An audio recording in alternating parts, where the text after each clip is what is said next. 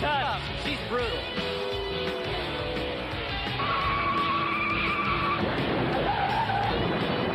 Look out, look out! Man, you'll just be cruising along. She'll grab you every time.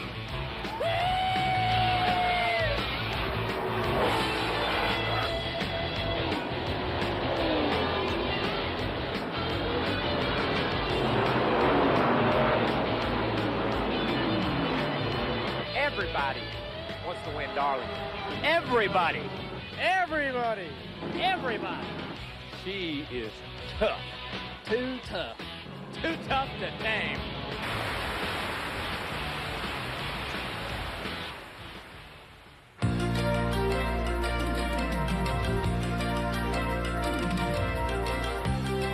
ESPN, the world's leader in motorsports coverage, presents Speed World.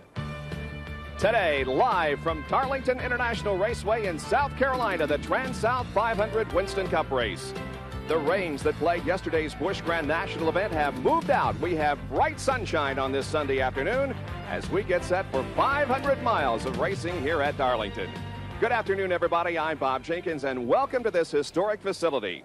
NASCAR's oldest super speedway, built back in 1950. Fans come here from all over the nation to see this track. About 20 yards to my left is Highway 151, and about 20 yards to my right is the Joe Weatherly Stock Car Hall of Fame. And then just beyond that, the racetrack itself. Ask any driver, and they'll tell you that to add a win Darlington to their resume means a great deal. Let's get more on this historic facility as we go inside the gates. Turn number 2. Here's Dr. Jerry Punch. Well, Bob, there's a certain mystique here, a presence, if you will, that you can feel, if not see, when you enter this historic facility. Now, this track, Too Tough to Tame, earned its reputation over the years from its unique configuration. It wasn't planned that way 41 years ago when Harold Brasington decided to build a racetrack here in South Carolina. In fact, it happened quite by accident, and we'll show you what happened. Now, off to my right, about 200 yards, is Jack Ramsey's fish pond. That fish pond over there, which still has the no trespassing signs bordered around its perimeter, is the reason they had to taper the racetrack here. This racetrack would have been a perfect oval, but instead, Jack Ramsey said, hey, that's my favorite fish pond. I don't want any racetrack on my fish pond, so you guys better make it short up at this end. So now here in turns 1 and 2 on the east end of the racetrack, it is tapered. It is egg-shaped. This is turns 1 and 2 here. Very pointed, whereas turns 3 and 4, the perfect oval, much more blunted. 23 degrees of banking here, 25 degrees of banking here. It is this unusual configuration that's made this track too tough to tame. And over the years, the drivers have had to maintain a lot of concentration here. This little egg-shaped oval has brought a lot of people contact with the guardrail and with the wall. But if you lose concentration just for one moment, whoops.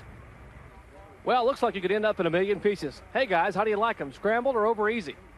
Jerry, I'm not sure the easy part works anywhere on this racetrack. It is one of the toughest circuits they run on. Benny Parsons and I are standing back in the middle of the field where the cars are lined up 15th through 20th, where there's some pretty heavy hitters. Pretty heavy hitters. 8 of the last 9 TranSouth 500 winners are qualified between 15th and 20th. And this race, folks, has never been won qualifying farther back than 10th.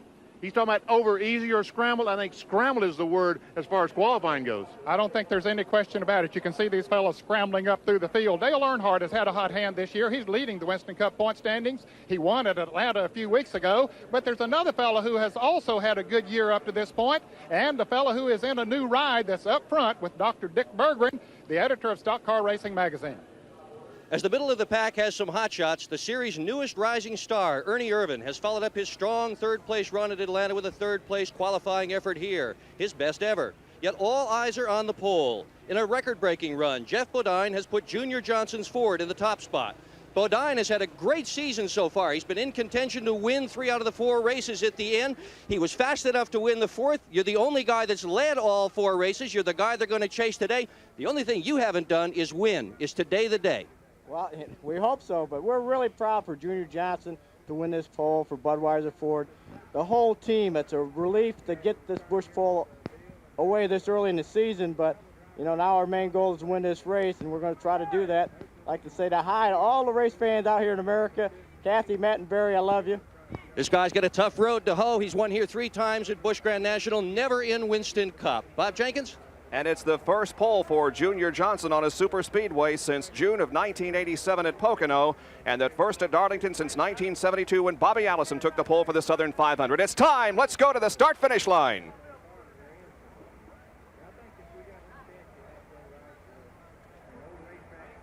And now, ladies and gentlemen, to give the command for the most famous words in all of racing, here's the Grand Marshal for the TranSouth 500, Ronnie McDowell. Cheer one, start, go Rangers!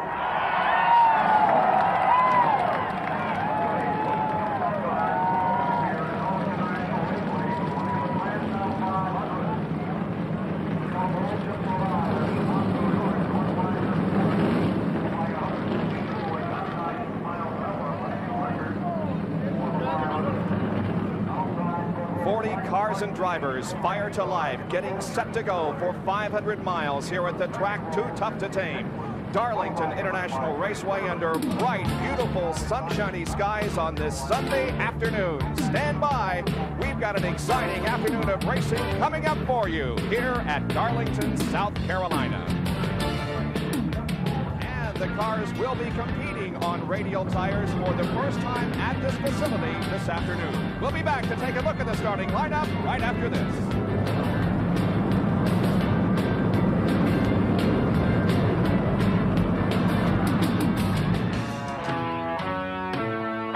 NASCAR Winston Cup Racing from Darlington, South Carolina. The TranSouth 500 just moments away. All 40 cars lined up on pit road. You know, you used to think of this as a regional or a southeastern series, but look at this. Those are the drivers in the states represented in the top 15 starting positions. Only 2 of them from North Carolina, and you can see the other states represented here at Darlington. Now, here's the starting lineup for today's race. On the pole, at 162.996 miles an hour, the Budweiser Ford from Chemung, New York is Jeff Bodine, number 11. Outside of the front row will be Mark Martin from Batesville, Arkansas, in the Folgers Ford, 162.399. In the second row, Ernie Irvin, his second time in the Kodak Film Oldsmobile. He qualified at 161.445. And on the outside of the second row, the Quaker State Buick, number 26, driven by Brett Bodine from Chemung, New York.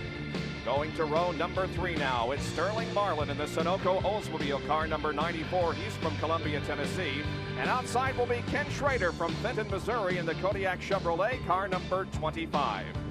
In 7th position will be Greg Sachs in the number 46 car, the City Chevrolet, and you'll recognize this as one of the Days of Thunder cars, but they're not in this race to do anything for the movie. They're in the race to race. Kyle Petty will start number 42 outside in the 4th row. Michael Waltrip starts inside row number 5, and then Ricky Rudd in car number 5. Going to row number 6, it's Rusty Wallace in 27 and Rob Moroso in number 20. The 7th row consists of Davey Allison in 28 and Alan Kowicki in number 7. The 8th row has Dale Earnhardt in number 3, who won the Southern 500 last year. Darrell Waltrip in number 17. The 9th row, Bill Elliott, car number 9, and Neil Bonnet in number 21. In row number 10 will be Morgan Shepherd, who finished second at Atlanta a couple of weekends ago, in number 15, and Harry Gant in number 13. Harry's the defending champion of this race. The 11th row is Dick Trickle in number 66, and Bobby Hillen in number 8. Rick Mast in number 2, and Daytona 500 winner Derry Cope in number 10 make up row number 12. In the 13th row is Richard Petty in number 43, and Rick Wilson in 75. In the 14th row, it's Hut Strickland in 51, and Terry Labonte in number 1. Hut Strickland, another one of those Days of Thunder cars. Jack Pennington in 47, and Buddy Baker in number 90 there in row number 15. The 16th row has Butch Miller in 98 and Chad Little in number 19. Row 17, it's Jimmy Spencer in 57 and Dave Marcus in 71. Going on to row number 18 now, it's number 12, Mike Alexander, and 01, Mickey Gibbs. The 19th row, J.D. McDuffie in number 70, and Jimmy Means in number 52. And in row number 20 will be Dick Johnson in number 38, the Australian, and H.B. Bailey in car number 36. Those that missed the field, Mark Stahl, Mike Potter, and Norm Benning. Those 3 cars could not make the starting lineup. Now, let's take a look at the track too tough to tame. It's 1.366 miles in length. The pole lap time was 30.170 seconds, and the speed was 162.996. The banking between 22 and 25 degrees will go 367 laps this afternoon, and they'll be able to go 70 to 75 laps before they have to come in for a fuel stop. Our in-car cameras this afternoon are with Dick Trickle, the Phillips 66 race cam. This team, of course, owned by Cale Yarborough, who lives just down the road in Timmonsville, South Carolina. And there is our base cam that will show us the pictures of Dick as he tries to win this race. Harry Gant will also carry one of our in-car cameras, and it is mounted on his helmet. Our in-car camera is actually an on-person camera, so what he's going to be seeing, you will see as the afternoon goes along. And Bobby has a good view there right now, but as that windshield gets pitted later on in the afternoon, it won't be quite that clear. You can notice how he kind of leans to one side as he goes through that banking. And only Harry Gant has a neck strong enough to run our little camera. He doesn't even use a neck strap. That camera only weighs 2 ounces, by the way, so it's really not noticeable at all mounted on the side of Harry Gant's helmet. That should make some real good pictures this afternoon. And our other in-car camera is being carried by what I think you could term a sensation in Winston Cup racing. He took that number 4 car to the front of the field at Atlanta a couple of weekends ago and finished in 3rd position and is looking for an equally good finishing here this afternoon. That wave behind him, that he gave just a moment ago, that was to tell Sterling Marlin, who started behind him, good luck. And don't hit me in the first one. There you can see Ernie Irvin as he gets set to go, coming up through the gears. A full field and a full house of people as the field comes off of corner number 4 and the green flag waves. Here we go in the TranSouth 500.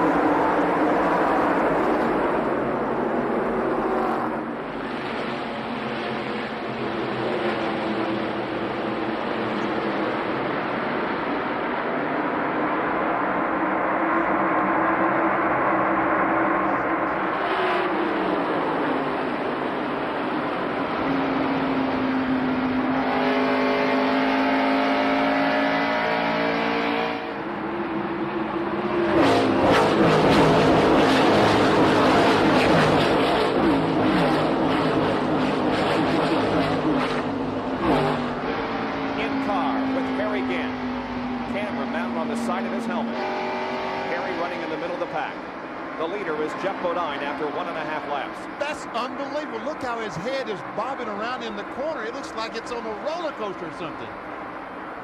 And imagine he's going to be doing that for about 3.5 hours if the car holds together. That is an amazing shot. I never knew my head moved like that when I was in a race car. No wonder your neck was sore at the end of the race. Exactly.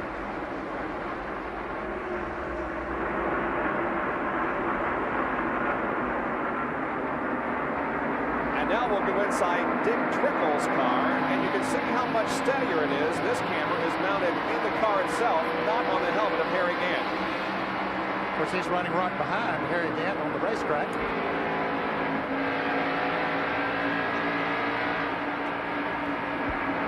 And looking back from the bumper cam on Harry Gant's car to Dick Trickle.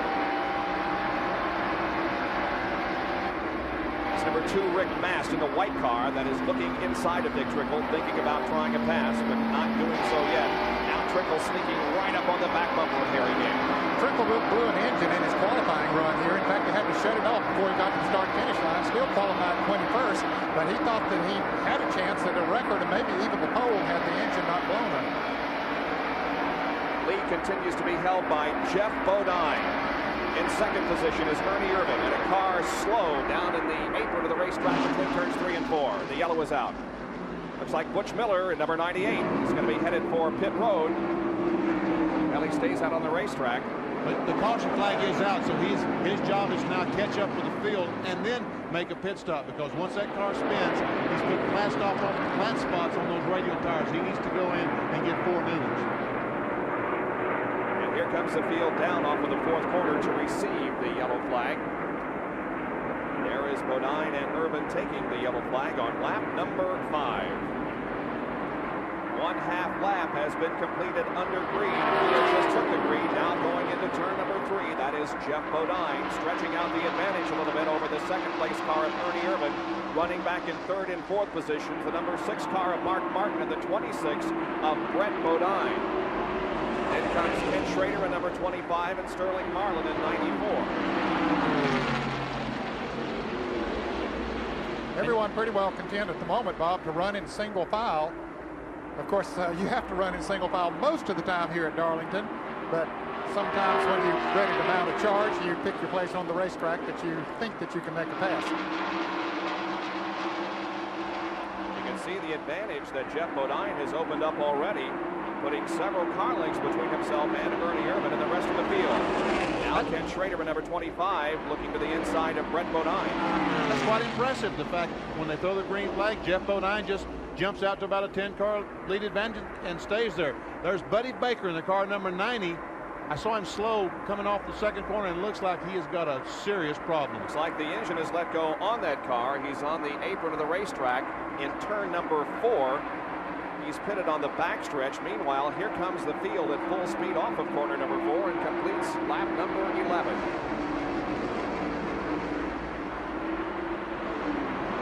The cars are using Goodyear radial tires for the first time at this facility, and Goodyear is donating $1,000 to the Winston Cup Racing Wives Auxiliary in the name of today's pole sitter, Jeff Bodine. Now here's Ken Schrader again looking inside of Brett Bodine at the end of the backstretch.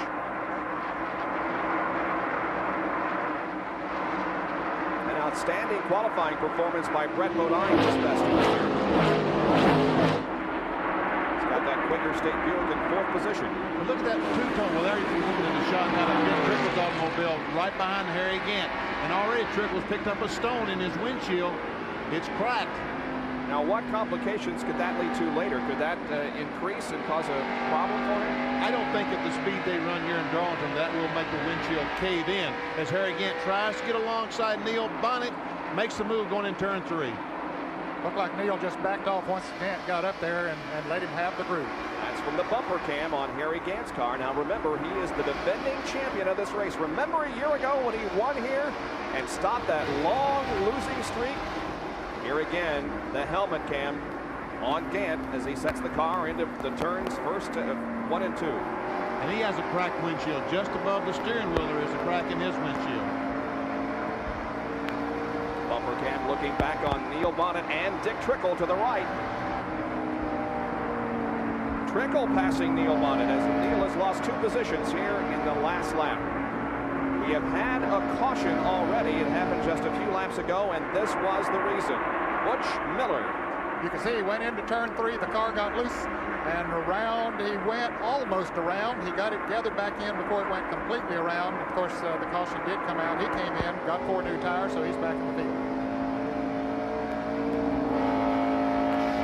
Again, we're riding with Harry Gant with the camera mounted on his helmet. And now let's go inside of Dick Trickle's car. Here it is, as Gant is right ahead of him now. And again, notice on the right side of the windshield, the little crack that's formed.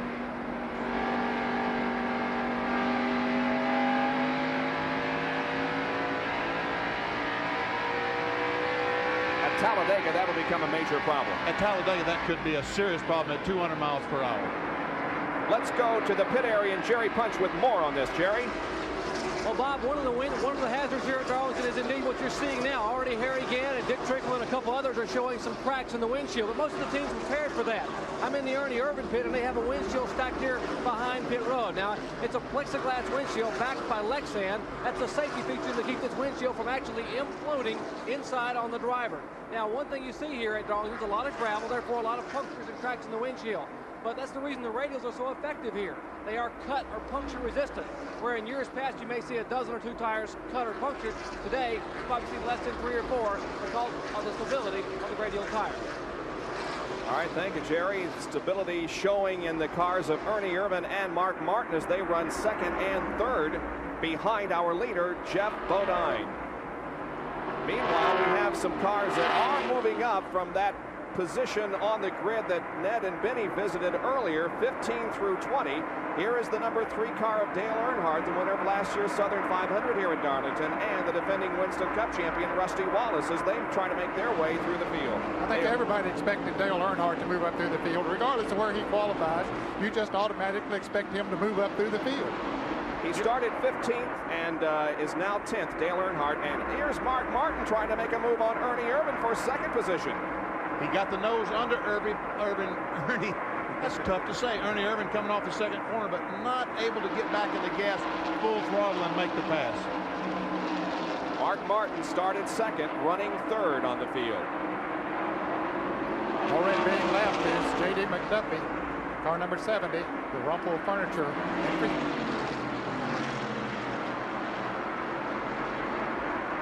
The number 28 car of Davey Allison has decided to visit pit road for an unscheduled stop. Here's a guy who is trying to turn his season around. He's finished second and third here the last 2 years. However, is in for an early stop. Dick Berggren is in the vicinity. Dick? Well, Bob, all they're doing is changing right side tires, and Jerry Punch is right. It's unlikely a tire cut down, so it's more likely than not that either they've had a tire equalized or they simply didn't like the setup. Now, all the practice and qualifying that was done here for this event was done under cloudy, overcast, drizzle skies, and the racetrack we see today is being run under sunny skies. We've got a very different situation for the cars, and a lot of guys were taking guesses as to what the setup should be.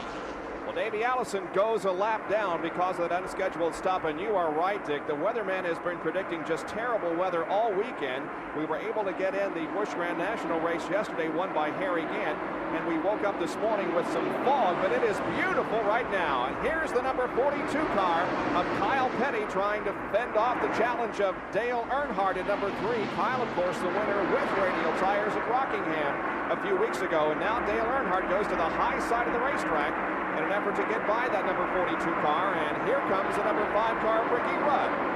Dale Earnhardt just passed Ricky Rudd just a couple of laps ago, gained another spot. And Ned and I talked about this guy at the beginning of the show. He might have qualified 15th, but you certainly do not count him out. Look, on the inside, is he going to hold? Wow, you're not supposed to pass right there. And here comes Rudd falling in right behind. Oh, and Earnhardt and Petty touch, and Petty spins. Rudd got on the brakes and almost avoided, but couldn't. Here's Alan Kowicki spinning in there, and once you go into that turn and trouble gets in front of you, there's nowhere to go. You lock the brakes, try your best to get through there, and sometimes you just don't. Well, if there's no other damage to Ricky Rudd's car, he's probably missing the floorboard because he had his foot all the way through it trying to get stopped. And look, Kyle Petty, it does look like a lot of damage to Kyle Petty's car. Yeah, I think he can fix that. Okay, let's take a look at it once again. All right, here's Earnhardt coming off of turn 4, gets on the inside of Kyle Petty. Here's Ricky Rudd in the yellow car coming up behind as they come off of the turn. Go down to front straightaway. Everything looks okay as they start down into turn 1. Rudd drafting right up on the back bumper of Dale Earnhardt to come across the start-finish line. And then as they go into turn 1, Kyle Petty comes down a little bit too quick, catches Earnhardt in the right rear, and it causes Kyle to lose control. And look at Ricky Rudd, the evasive move that the move of the century, it looks like, follows him right in there, and then all of a sudden he cuts her square left, gets a little piece of it, and then he gets hit from behind, spin him around. That was Rusty Wallace, Yeah. and there's Davey Allison, the other black car, spinning. Well, let's go to Jerry Punch, who's in the pit of the leader, Jeff Bodine. Jeff Bodine is getting service from the Budweiser 4. Junior Johnson now putting a little bite in the left rear of the car. Bodine had commented that the car was getting quite loose. Let's check on Dick Berggren down at Earnhardt's pit. Dick? Well, for what I can see, Jerry, the car is just fine. In fact, the crew was unsure that Earnhardt had even touched anybody on the racetrack. They said everything is okay. It's going to be a 4-tire change. Everybody up and down pit road is doing this. They had planned on doing a 4-tire change. Bodine is out, and here goes Earnhardt. Traffic coming out of the pits. Ernie Irvin crew made a good pit stop, so he comes out right behind Jeff Bodine. Crew cam working on Kyle Petty's car. You notice the damage there in the left rear. That's where he backed in the wall. He hit the wall just a little bit with the left rear. They've got to get that quarter panel out so they can get some fuel in the car and also get the quarter panel away from the tire. And of course they want to try to do that and not lose a lap. A little further down pit road, they're working on Rusty Wallace's car. And there is Rusty's car, and Jerry Punch is there. Barry Dotson and Jimmy Maycar and crew are trying to get some of the sheet metal pulled away. Rusty was trying to get on the brakes up in turn 1, was unable to get the car slowed enough. He tagged the right side of the car against the concrete retaining wall. They have bent some sheet metal in. Rusty trying to get out to beat the caution car. He just moved back on the racetrack. He will be coming back down pit road here momentarily. They have a lot of work to do in the front of that car. Not only is the right front tire towed in a little bit, there's considerable sheet metal damage in the right front, which they'll have to peel away before they get back to green flag racing. Bob? So several cars are damaged in an accident on lap number 24 here at the TranSouth 500 in Darlington, South Carolina. We'll be back with more of our live coverage after this. action continues in the pit area as we are one lap away from the restart of the TranSouth 500 following a crash. That's Alan Kulwicki changing tires on the left side. Now they've completed the service on his car, and Kulwicki goes back out onto the racetrack. Let's take a look once again at what happened to cause our second caution of the day. Well, we see Earnhardt on the inside of Kyle Petty, and Ricky Rudd moves up right on the tail of Earnhardt. Now, Kyle Petty, when he gets down to turn one, he wants to get back to the bottom of the racetrack where the groove is, and he just cuts it a little bit too close. See, he wanted to get in that gap between Rudd and Dale Earnhardt, unable to make it, just a little bit too close. Let's go quickly to Jerry Punch and Rusty Wallace's pit. Over Jimmy Maycar. Jimmy, what's the damage assessment on the car? Right now, other than sheet metal on the right front, it looks like the toe wind's knocked out on the right front. We didn't get a chance to fix it for having to work on the sheet metal, so the right front tire's towed out a little bit. We need to fix it next time we come in. Gonna have his hands full for a while, Bob, but they're gonna try to run it here for a few laps. Flag comes out once again on lap number 26. Mickey Gibbs in number 01 is the leader of the race. Davey Allison gets his lap back. That's the car that has pulled away from everybody else. Meanwhile, here comes Jeff Bodine, Ernie Irvan, Brett Bodine, and others as they pass Mickey Gibbs. And the 94 car on the inside of Mark Martin takes that position away. Great move by Sterling Marlin. And now Dale Earnhardt goes by Mark Martin. I don't know if Mark has a problem or just can't get the car going because of the traffic. Benny, don't they say that it takes a lap or two to really get a good solid feel of these radial tires? Well, that's what I thought until Jeff Bodine, the car 11, qualified on Friday, and it didn't take too long to get him going. Well, here's a Big A Auto Parts pit stop performance on Ernie Irvan. It took the driver 15 seconds as far as slow down and speed up time. It took the crew 24.4 seconds for a total pit stop of 39.4 seconds for Ernie Irvan and the crew. And he still finds himself in second position, right behind Jeff Bodine, and giving him a good run. Yeah, he's able to stay a little bit closer to Jeff than he was earlier. Meanwhile, in front of those two cars, Davey Allison is up there trying. There we see the black car. That's Davey Allison trying desperately to stay there so he can get a lap back should the caution. For the fans that might have just joined us, Davey Allison made an unscheduled pit stop a little bit earlier for right side tires, and that did put him one lap down, but he is back in the lead lap if he can stay out there. Certainly that pit stop performance showed that there was consistency because Ernie Irvan came into the pits in second position, and that's exactly where he is now as the race has been restarted. Now, many of you are having difficulty, and many of you in the 703 and 704 area codes are having trouble getting into that 900 number to register for the Gillette Halfway Challenge. If that's the case, dial this number, 201-343-0021. Again, that's 201 area code 343-0021. For those of you in the 703 and 704 area codes, if you are having a trouble with the 900 number, that registers you for that Pontiac Grand Prix and the Right Car Halfway Challenge.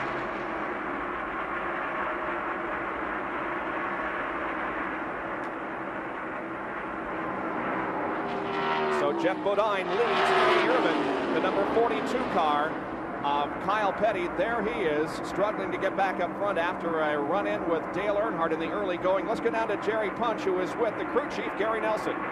Indeed, he is struggling, Bob. Let's check with Gary. Gary, how bad is the car hurt?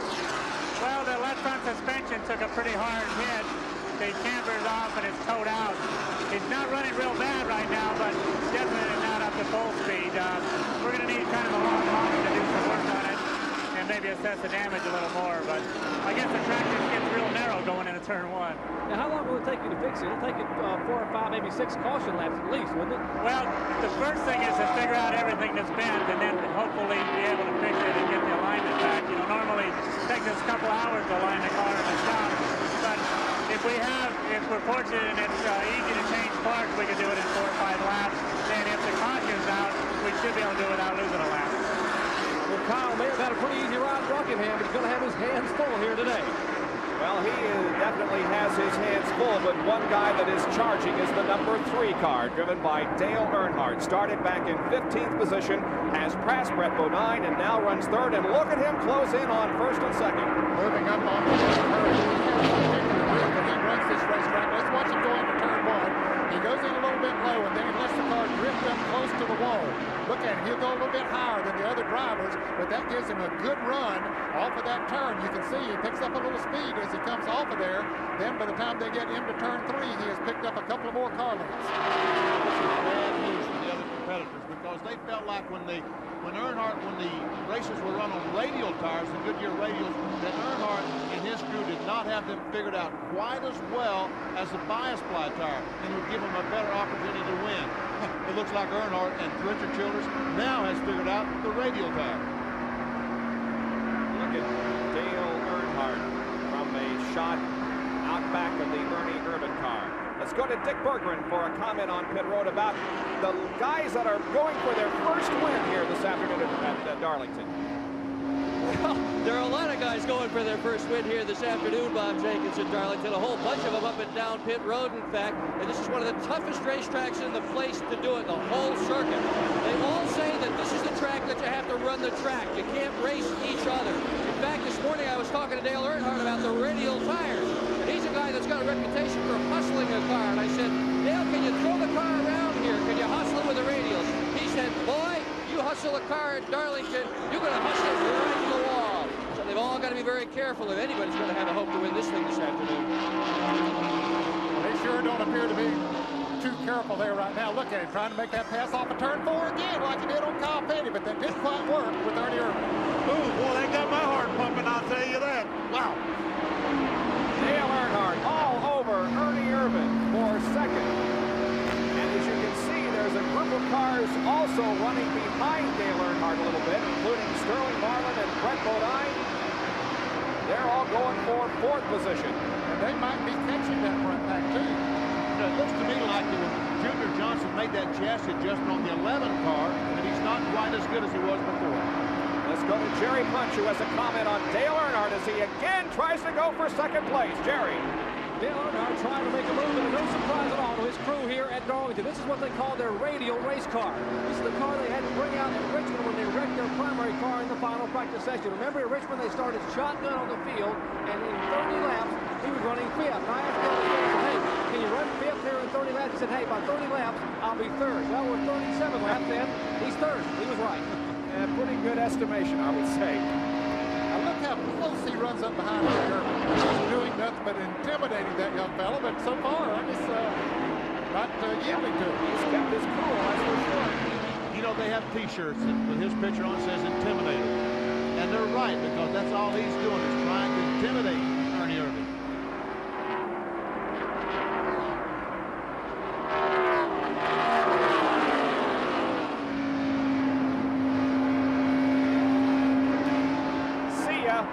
There he goes. Earnhardt has second.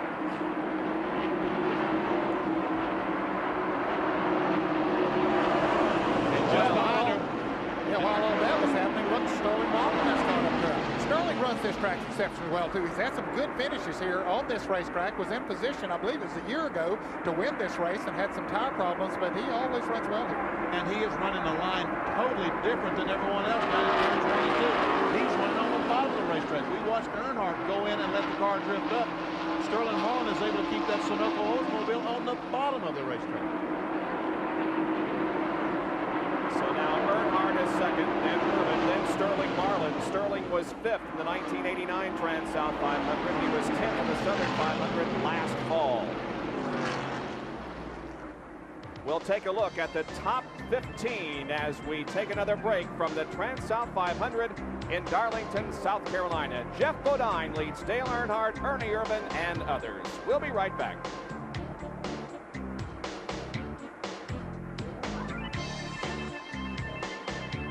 Welcome back to the TranSouth 500. The lead being held by Jeff Bodine in the number 11 car. And in second position now is Dale Earnhardt in car number 3. Here they come down the front straightaway. There's Earnhardt.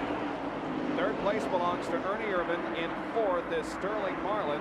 And in 5th position is Greg Sachs. Let's go to Jerry Punch, who's with Tim Brewer. We see Earnhardt beginning to reel in Jeff Bodine on the racetrack, and they made a chassis adjustment here in the Budweiser pits. And Timmy, did the chassis adjustment affect the car? I mean, it seems to be slowing down a little bit. Well, you know, Junior, he stuck around a wedge in the left rear of the thing, but right now, Jeff Bodine and Dale Earnhardt know it's a long way to lap 367. So, you know, whoever's got the best set of tires on, that's the guy that's going to run the quickest. I'm assuming they put stickers on, we put a set of scuffs on. But that's a long day before it's all over with. So we're just going to sit here, and if it's not quite comfortable right now, we're not going to press the racetrack. We're going to let Dale Earnhardt go ahead and do what he wants to do. Apparently, Junior Johnson has instilled in Shimon, New York's Jeff Bodine a good game of playing possum here at Darlington. Gentlemen? Well, Junior has 8 wins here at Darlington. Last in 1984, TranSouth 500 with Darrell Waltrip. We're once again with Harry Gant and the camera mounted on the side of his helmet. That was Derek Cope.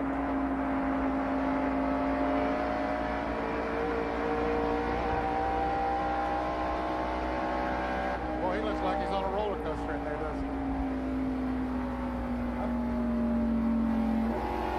He always just looks straight ahead. You know, he'll glance into the mirror every once in a while. And most of the time when they go into the turn, they'll glance into that mirror to see who's behind him or who might be coming up beside him. But he's always looking straight ahead. You can hear him decelerate going into turn 3. That's why they say peripheral vision is so important to a race car driver, because you don't really have to turn your head to see what's beside of you. And now Dale Earnhardt has closed within car length and a half of Jeff Bodine. Let's see if Earnhardt makes a bid for the lead here. Brewer said we'll just wait and see what Earnhardt wants to do. Well, pretty obvious what he wants to do, isn't it? Well, one thing, he wants to get 5 Winston Cup points, being the leader of this race. Leading lap number 48. 397 make up this 500-miler here at Darlington.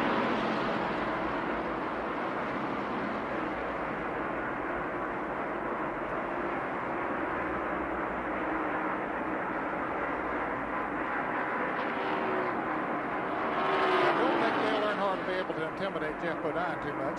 The guy on the right of your screen has been very impressive here in the first 48 laps. That is Greg Sachs, and you can see he is closing in on Sterling Marlin and Ernie Irvin running 5th. And that's the Tom Cruise automobile that's going to be used in Days of Thunder. It has City Chevrolet sponsorship here this afternoon. I think in the movie it's got mellow yellow, but you know, unbelievable. This is the lead car in the Hendrick stable. Of the 4 cars Rick Hendrick has in the race this afternoon, the car is up furthest is Greg Sachs. Now, doesn't this car win the race in the movie? So maybe it don't know any better. That's it's supposed to win. Yeah. Dick Berggren has a further comment on Greg Sachs. Well, Bob, that automobile is a brand new race car that they brought down here. The original plan was to do what they did in the Daytona 500 and start in the back and just film some things. But NASCAR said, no, if you're going to bring that thing down here, we're going to have to get it in the race and run it. So Rick Hendrick said, hey, as long as we got to run it, we're going to race. So Bodine's strategy is, whatever the movie guys want to do is fine with him, but he is going out for the win. And he's got a lot to prove here this afternoon. He does not have a full-time ride. If he can score a good run here this afternoon, it surely is going to help. This young man is trying to plant his feet in the Hendrick organization, leading himself to something solid for 1991. Well, I'm sure it didn't disappoint Greg Sachs when he was told that he had the opportunity to run hard this afternoon and try to win this race. He ran so strong at the Daytona Busch Clash, and now finds himself in 5th position here. And we're hearing a lot of the comments from the pit area that these guys are pretty loose at the moment. Well, Greg Sachs had pulled up right behind these 2 cars that are running 3rd and 4th, but now he has dropped back some. Now we again watch Dale Earnhardt right on the back bumper of Jeff Bodine. First and second here, they cross the stripe, lapping H.B. Bailey in car number 36.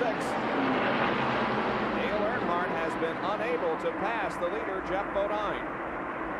And those 2 cars in front of Jeff Bodine that's Davey Allison in the front car, and that is Rusty Wallace going to lap down. Look, there's 3 abreast down the back straightaway. And you can see Davey Allison with a hand gesture to the guys in back of him saying, okay, guys, come around. I'll give you the room, because Allison is also not quite up to speed with that car.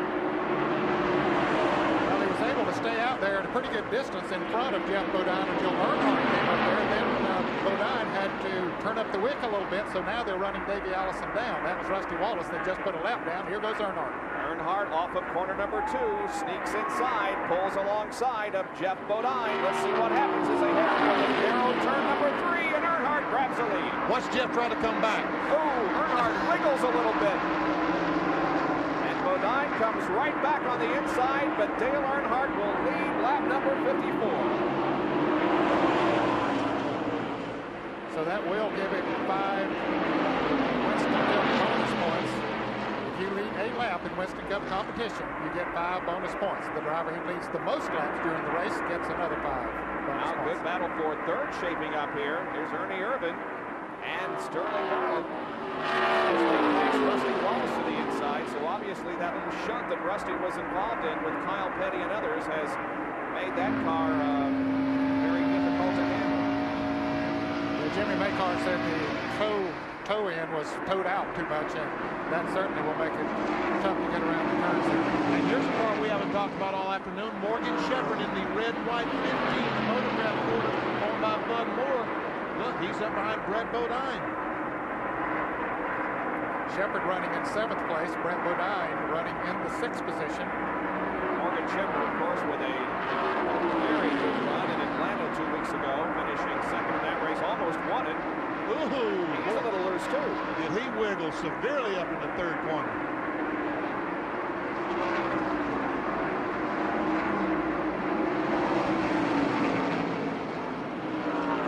Morgan Shepherd has moved up nicely in the first 55 laps. He started 19th, was in 10th, lap number 35, and currently is running in 8th position at the end of 55 laps. That's pretty good progression on a track like Darlington.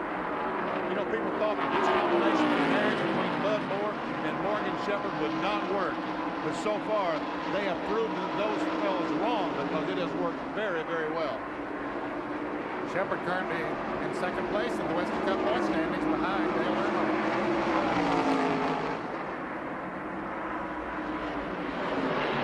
Mark Martin is also creeping up to make this a 3-car battle in the number 6 machine. Morgan takes his 15-car high on the racetrack between turns 1 and 2, but here comes Mark Martin as you can see him closing in. Now you can see the interval that Dale Earnhardt has opened up on 2nd place Jeff Bodine. So at the moment, this TranSouth 500 is in the hands of Dale Earnhardt.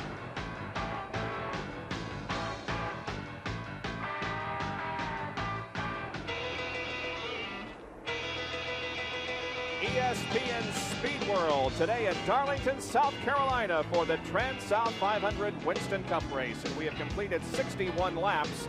And the guy that was running in 5th spot, Greg Sachs, well, he's had some problems. Is slowing on the racetrack, and it looks like his afternoon may be over.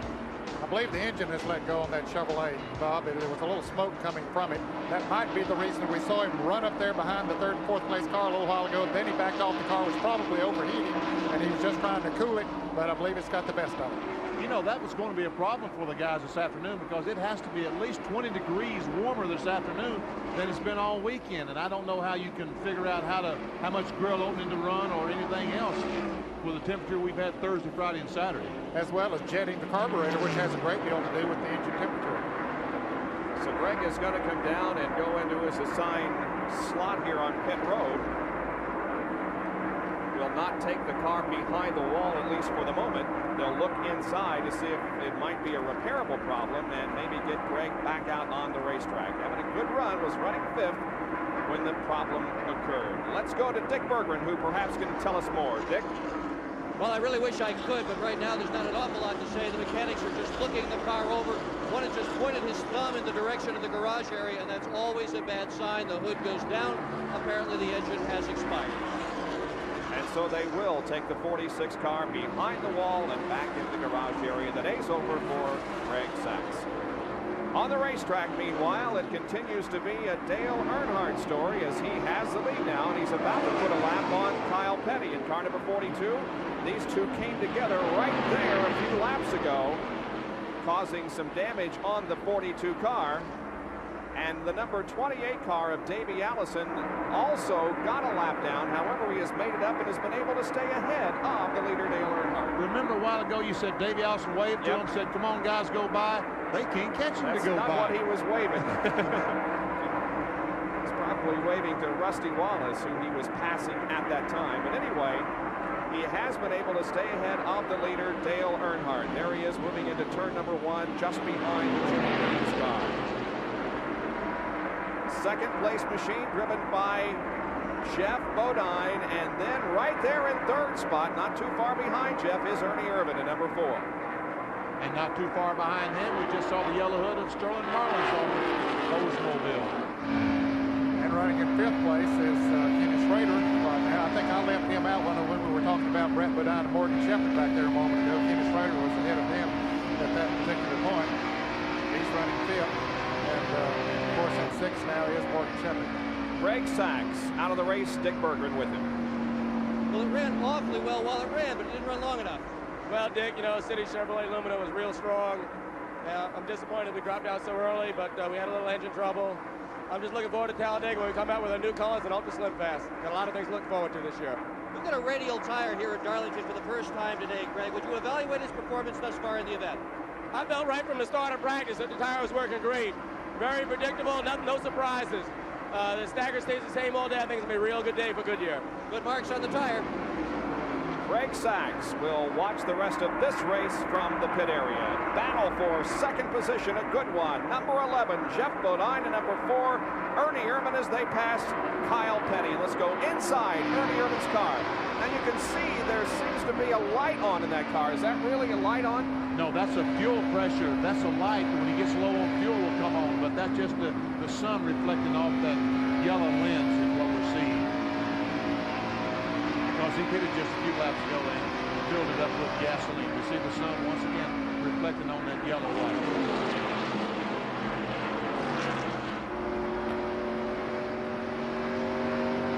That's the yellow light. There's one beside of that that is a red light. If that comes on, you got big trouble. Yeah, that means the engine is blown up. Sometimes you don't need a light to tell you that either. That's right.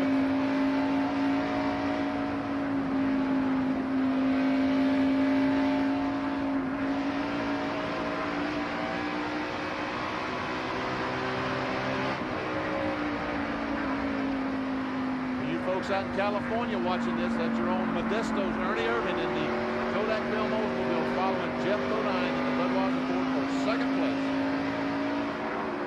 I should have like the New York fans who just cheering for Jeff Bodine, should have.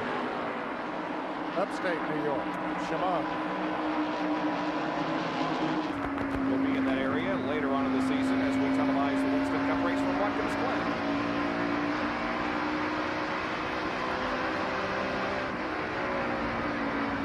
Ernie hasn't made any real serious attempt to pass Jeff Bodine. He knows that this is a long race and a tough track, and he just wants to keep his nose clean for a while. The number 20 car driven by Rob Moroso and the 9 car of Bill Elliott. This is for 10th position, 10th and 11th here. Rob Moroso, of course, a rookie on the Winston Cup Trail in 1990, leading the rookie points at the moment, and the veteran Bill Elliott, who won the Winston Million here at this track not too long ago. And you certainly can't count Bill Elliott out on this racetrack either. He's a good, smooth driver. He knows he has won here in the past. In fact, he won $1 million here a few years ago, and you just can never count him out here. There's a lot of traffic here. Brett Bodine. Also, Rick Wilson really squirrely coming off the second corner. Here comes Moroso to the inside to pass him, and Bill Elliott will also try to as they go into turn number 3. Let's see if Rick Wilson goes up enough for Bill Elliott to get alongside. He does. Elliott dives on the inside. That's the preferred position. Takes a spot away from Rick Wilson. And that's Michael Waltrip in that other yellow car that is trailing the Rick Wilson number 75. Those are the cars from about 9th through 15th position. You know, I was talking to Michael Waltrip just before the race started coming up here, and I didn't get a chance to speak to Darrell, but Michael told me his dad, Leroy, is feeling bad, and say hello to him back in Owensboro, Kentucky. Leroy, the boys are okay. They're not leading, but they're doing okay. And let's also say hello to Ralph Seagraves, who's in the hospital in Winston-Salem, North Carolina, and Dick Hasek, both very popular figures around the NASCAR Winston Cup circuit. Here's Darrell Waltrip in 1766, and driven by Dick Trickle as he carries the Phillips 66 in-car camera. this has turned out to be a heck of a race here. There's 6 or 7 cars join this race. Well, let's see Dick Trickle running behind Darrell Waltrip, running in 13th position. Waltrip running in. Ooh, boy, did he get close. That's Jack Pennington. Jack Pennington, one of the other rookie candidates in Winston Cup racing. He's to the inside of the track. And now Trickle and Rudd will be able to pass him. You see how much distance he lost to Darrell Waltrip with that little bobble over in turn 3 where the racetrack is so very, very narrow, trying to get in that corner.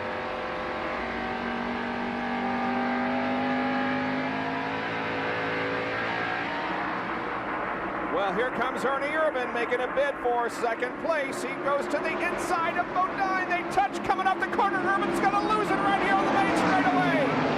Irvin spins down the front stretch, and I don't think he's going to hit a thing. Not yet anyway. And he saves it. The caution brake comes out, so it might be a break. Ernie, if he can get back around and get 4 new tires, he'll be all set. Irvin trying to go inside of Jeff Bodine coming off the 4th corner, and Waston spun down the straightaway and didn't hit a thing. He's going to make the camera dizzy with that spin. And he doesn't look a bit worse for the wear. Here it is again. Well, he tries to make a move like Earnhardt did on him a little bit earlier in the race. He said, if Earnhardt can do it, I can do it. But the car slipped up into Bodine, touched him just enough to cause him to lose control, spins it the wrong way down the front straightaway, and at least he leaves a groove on each side of him so the cars can go by that are behind him.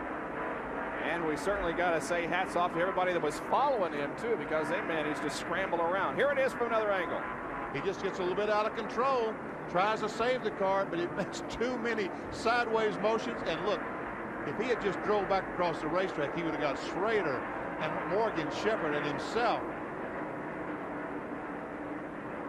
Comes Dick Johnson, who will turn the wheel at the last moment and avoid hitting the car, and Jimmy Means is way down on the inside. You know, Dick Johnson did something there. Dale Earnhardt is coming down pit road, so is everybody else. And let's go to Dick Berggren, who is in Dale Earnhardt's pit.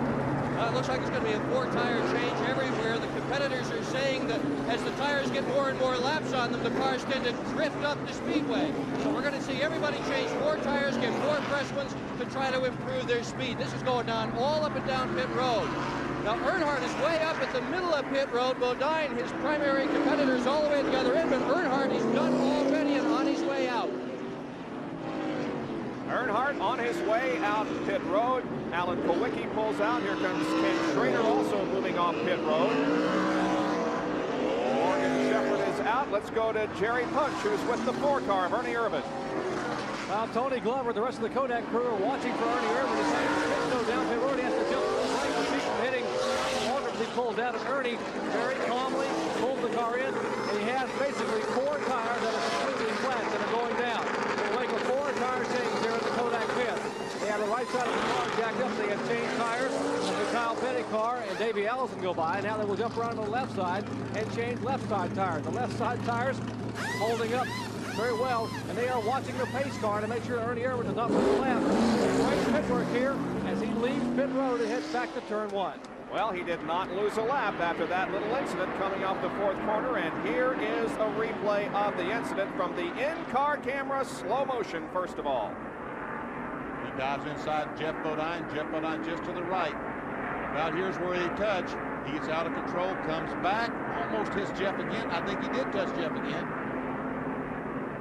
Around he goes. Now the engine has died. When those lights come on, that means the engine is no longer running. He sees a lot of real estate there, doesn't he? Now here is a real-time replay.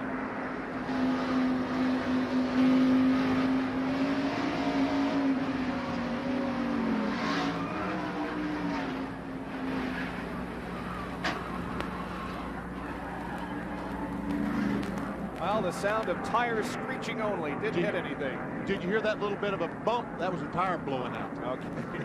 So Ernie Irvin stays on the lead lap, and he'll begin his charge back to the front here at the TranSouth 500.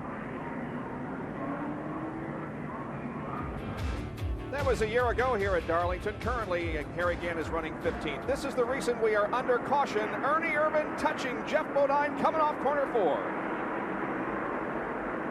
And, of course, he spins around. Everyone else gets by.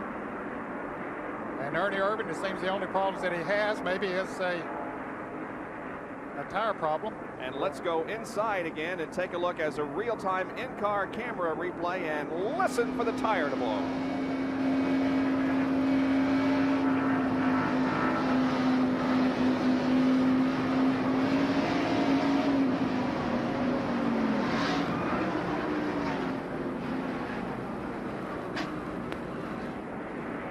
And there you heard it. Jerry, what's it look like? Well, the tires are here, Bob. Actually, these are the tires that came off the Ernie Irvin car. Apparently, as he cut a tire coming off the corner, he spun the car. But the reason he was able to spin and control the car, much like what happened to Dale Earnhardt in turn 3 on the final lap of the Daytona 500, is this new interliner that Goodyear has here. This interliner here allowed him to control the car. It is still inflated inside. We're back to green. Indeed we are, with Dale Earnhardt once again out front. Second position is the number 11 car of Jeff Bodine.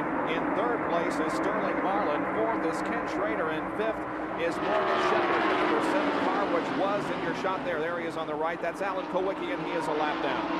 And Bob, we'll see another car that's going to show him in the rundown here before too long. That'll be Davey Allison, who was running out in front of Dale Earnhardt when that caution came out. So he's back in the thick of this race. He was able to stay out in front of the leaders for a long period of time there. His car is fast. He took the green flag in 16th position. Davey Allison did. So that car earlier, we thought it wasn't up to full song, but indeed it is. And he may be something to look for. Well, he did make an unscheduled pit stop for a change of right side tires. That's what put him a lap down, but he now has gotten that lap back. Could be a factor later on. It looks to me like the Tim Brewer, Junior Johnson, and the Budweiser crew has done something to Jeff Bodine's car. Maybe they put stickers on this time because, look, he's got a lot more strength now than he had the last time. Yeah, he's definitely working on Earnhardt a little bit harder. Earnhardt had passed him earlier, and now, ooh, boy, did they come close. Guys, we know what happens when you touch. We just saw it about 5 minutes ago. We've seen it twice already today. Jeff Bodine running second behind Dale Earnhardt, and there also in the shot is the third place car of Sterling Marlin. Now let's take a look at the Big A Auto Parts pit stop performance by Dale Earnhardt. You can see his driver time was 19.6, crew time 22.3, the total time 41.9. That was the best among the ones we checked. The 94 car, Sterling Marlin, had a total time of 42.8, and the 4 car of Ernie Irvin, they had a total time of 49.4 seconds, including the time it takes for the driver to slow down and speed up, and the time it takes the crew to complete their work. You know, Bob, we've talked about Dale Earnhardt being an intimidator. Jeff Bodine does a pretty good job of that, too. And he's trying his best to intimidate Earnhardt now. But look, he's going to be intimidated. Don't look on the inside, Jeff. There's a car there. And Sterling Marlin has caught the leaders and now makes it a 3-car battle for the lead. Now, Bodine will try between turns 3 and 4 right about here. No, he didn't do it. He disappointed me. Jeff, I thought he's going to try to get on the inside of him right there. Well, he's going to get a run so he can get him down the front. Okay. Here comes Jeff looking to the inside, going into 1. Nope, not do it. All that is an intimidator move. Pull up on the inside and move out of the view of the mirror so the driver can't see him in front. So Earnhardt don't know where Bodine is, and there's an anxious moment going in the corner when you don't know where that guy is behind you. You guys really play psychological games out there? Oh, yeah. That's part of the fun. Yeah, that's part of the fun. When you're in Jeff Bodine's position, ain't too much fun you're in Dale Earnhardt's position. And Sterling Marlin, he just watching it all.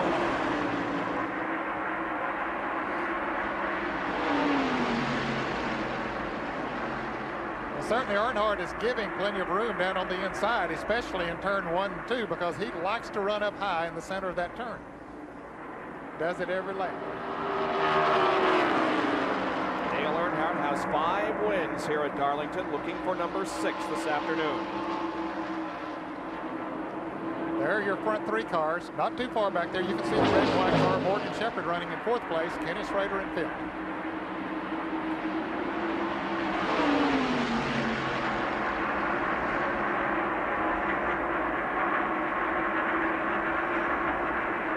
I tell you, fellas, those cars are pretty evenly matched. They sure are. I wouldn't be looking for the difference in those 2 cars.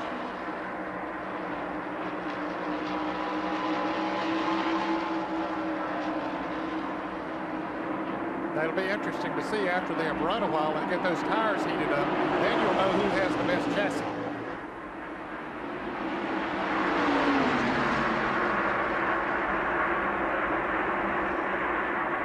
And Benny Sterling Marlin still using that low groove as we saw earlier, but it's working for him because he's able to stay right with him. You know, Ned, as the day wears on, that might be to his advantage because all these fellas are running up high on the racetrack, and that groove is going to get to be very, very slow up there. If Sterling can stay on the bottom of the racetrack, he's going to have some green racetrack to get a hold of later on in the race. That could work to his advantage. Sterling's best finish in a TranSouth 500 was 4th in 1987. And in the past 3 TranSouth 500s, his finishes have been 5th, 5th, and 4th. So indeed, he knows how to run this racetrack. Currently, Sterling Marlin 3rd behind Jeff Bodine and Dale Earnhardt. We'll be right back.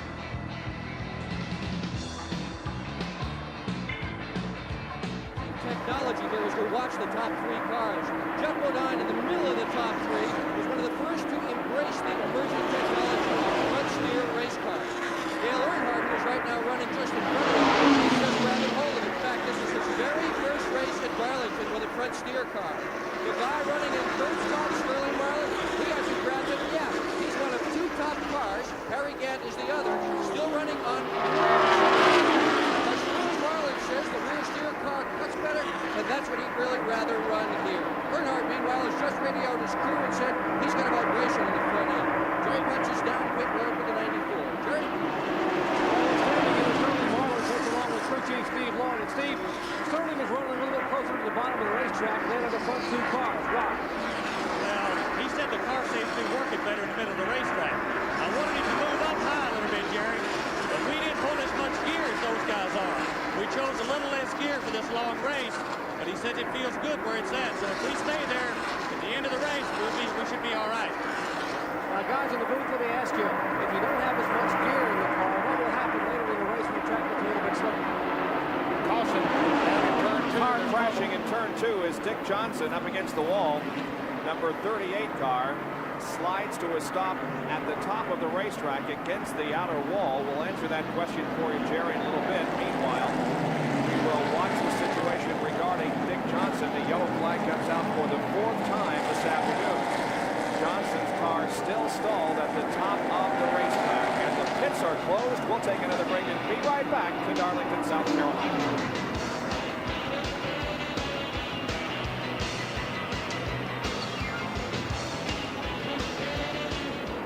Still under caution in the TranSouth 500 for the 4th time this afternoon. An incident over in turn number 2 involving Dick Johnson. The car sliding high and hitting the wall over there. I don't think there was any serious damage to the car or to Dick, but the pace car has picked up the field, and we are under reduced speed for the 4th time this afternoon. Let's go to Jerry Punch, who has a comment on Jeff Bodine. Gentlemen, Jeff Bodine came in and pitted and changed 4 tires. Tim Brewer and the Budweiser crew changed 4 tires in 20.9 seconds. And actually what happened was, you consider that's a great pit stop. In fact, it's a world record for 4 tire changes. But Brewer's air gun came apart, and the spring came out of his air gun in the right front of the car. And he actually had to replace the last lug nuts by hand and borrow an air gun. Now, all that and a problem with the spring in 20.9 seconds. A great pit stop, and Jeff Bodine is back as one of the lead cars here. Let's go up to Dick Berger on the Dale Earnhardt pit. Well, Jerry Punch, that yellow flag was very well timed for Dale Earnhardt. As we mentioned just before it happened, he had radioed his crew and said he had a little vibration. And just before that yellow flag came out, he radioed again and said the vibration has gotten bad. The Goodyear guys took a look at the tires. They didn't find anything wrong with it. These pit stops are so fast, the team didn't really have an opportunity to look carefully at the suspension. So they've all got their fingers crossed that whatever that vibration was, is gone away. No guarantees. Well, he is lined up, what, the 6th car in line, I believe, behind the leader, Jeff Bodine, and Sterling Marlin, and Mark Martin, and Michael Waltrip. You can see how he came, Jeff Bodine came in 2nd position and went out as the leader on lap number 89. And the Big A Auto Parts pit performance on it took him 15.9 seconds to get in and out. The crew 23.1 for a total time of 39 seconds. Good pit stop for Jeff Bodine. And he is lined up as the leader as we are set to go back to racing. Ernie Irvin is in for a pit stop, and the hood is up on that car. Jerry.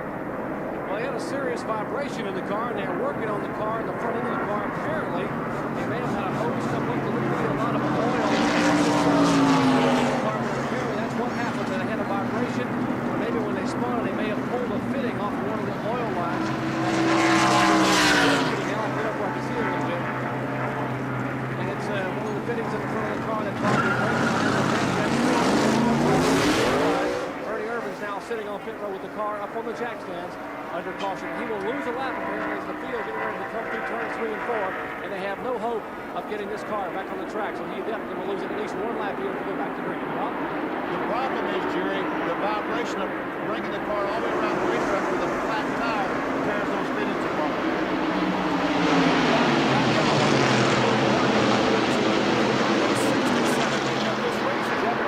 Sterling Marlin pull away from the rest of the field as it comes off the second corner.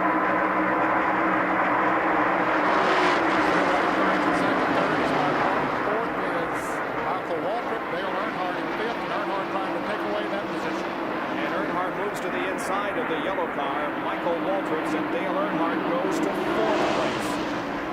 Now begins to set his sights on the number 6 car, the Waltrip machine by Mark Martin. The second car, number 94, Sterling Marlin, running in second place. And here's a good battle back in the paint. Running over the inside of last, Mike Alexander, but look at the traffic. Bill Elliott is on the extreme left. Then comes Morgan Shepherd. Right behind him now we see Neil Bonnet, who is staying ahead of Bill Elliott and Morgan Shepherd. Alan Kowicki also in this battle. Gary Pope in the red white car. The green car is Red Line. And Ricky Rudd in the yellow white car behind Red Line. Bill Elliott trying to get by Neil Bonnet, pulls alongside up, has position. Now it's a race down the back straight to turn 3. Neil Bonnet is down, so is Alan Kowicki. The number 9 car of Bill Elliott is 7th, and the 15 of Morgan Shepherd is in 8th position. And then here comes the 26 of Brett Bodine, Ricky Rudd, and Harry Ginn. Harry Ginn on the inside. Take that position away, has position. Here it is. Car camera. What's not is up in Harry's head. Boy, he wants to be that steady.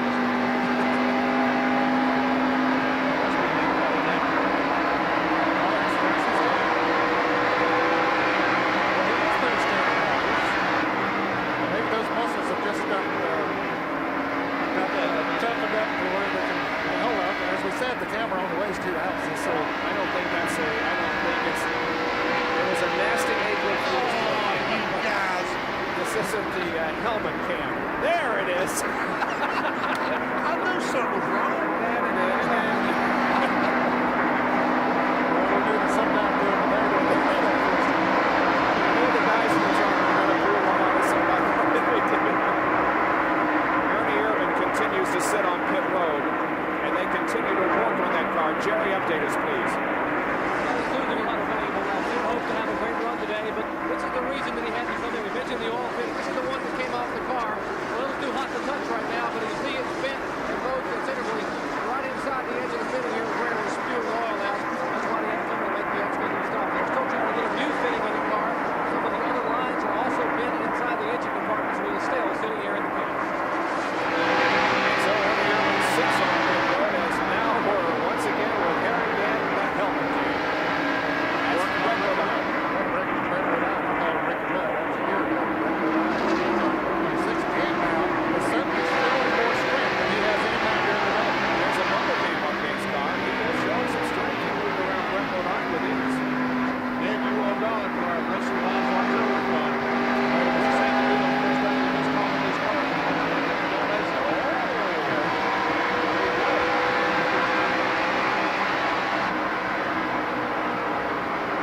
We are at the TranSouth 500 in Darlington, South Carolina on this beautiful Sunday afternoon. Jeff Bodine leads at the moment over Sterling Marlin.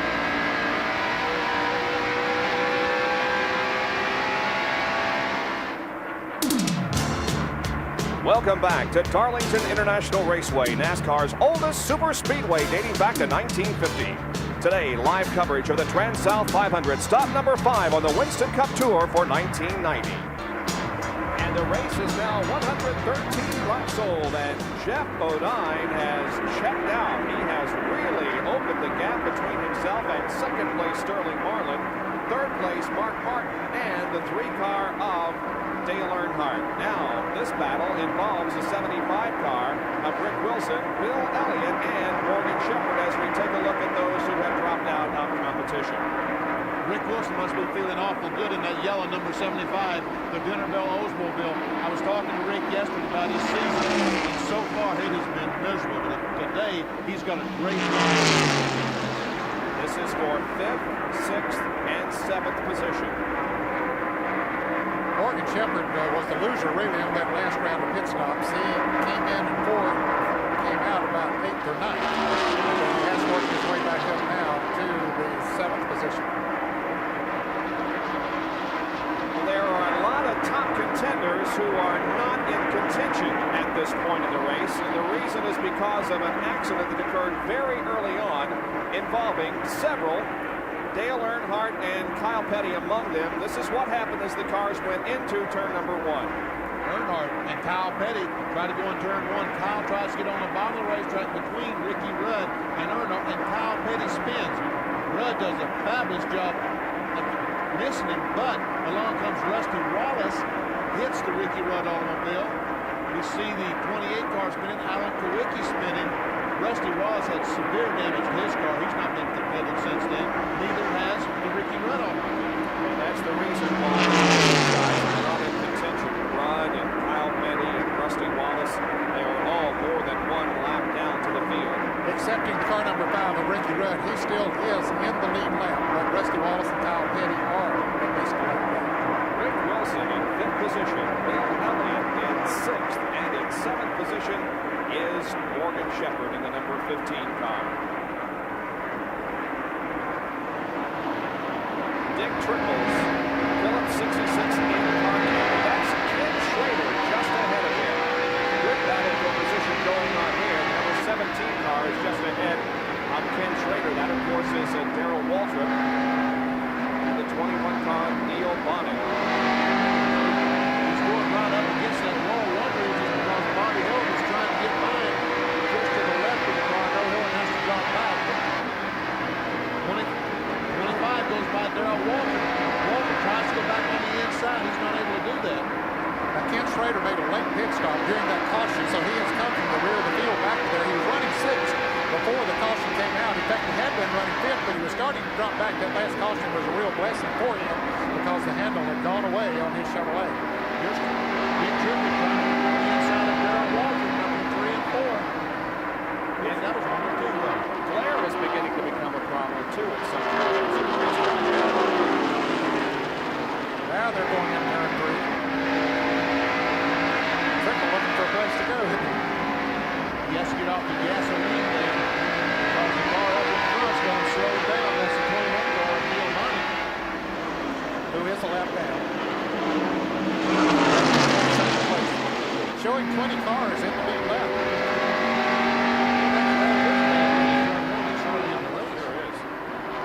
Now Schrader goes inside. Neil Bonnet down the backstretch.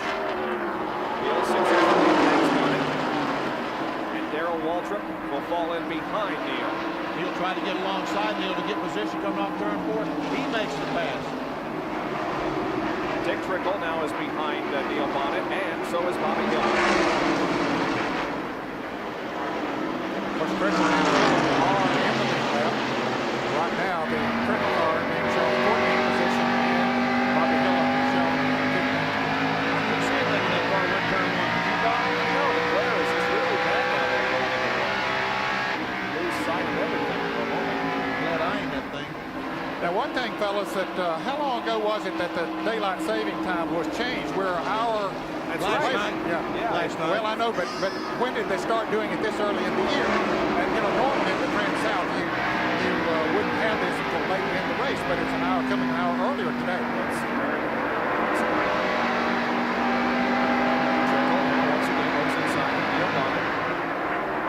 Yeah, for some of us, we changed our clocks at 2 o'clock this morning. It's a little late to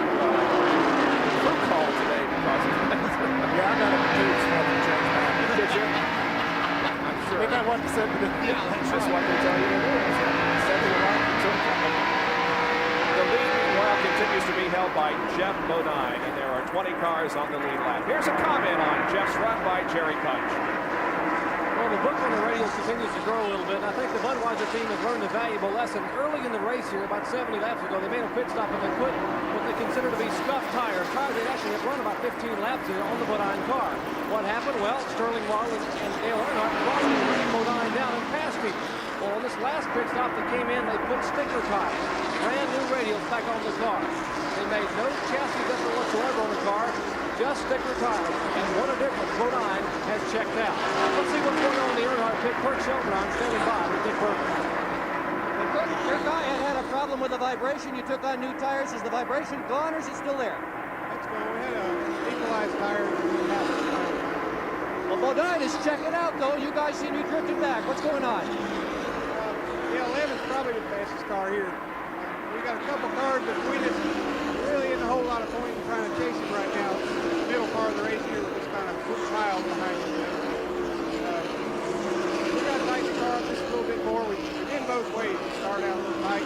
Now we're a little on the loose side, so we're just going to try to get him zeroed in here later on. Yeah, Richard Childress just walked through here with a wrench. They're getting ready on the next stop. They're going to change the chassis a little bit on Earnhardt.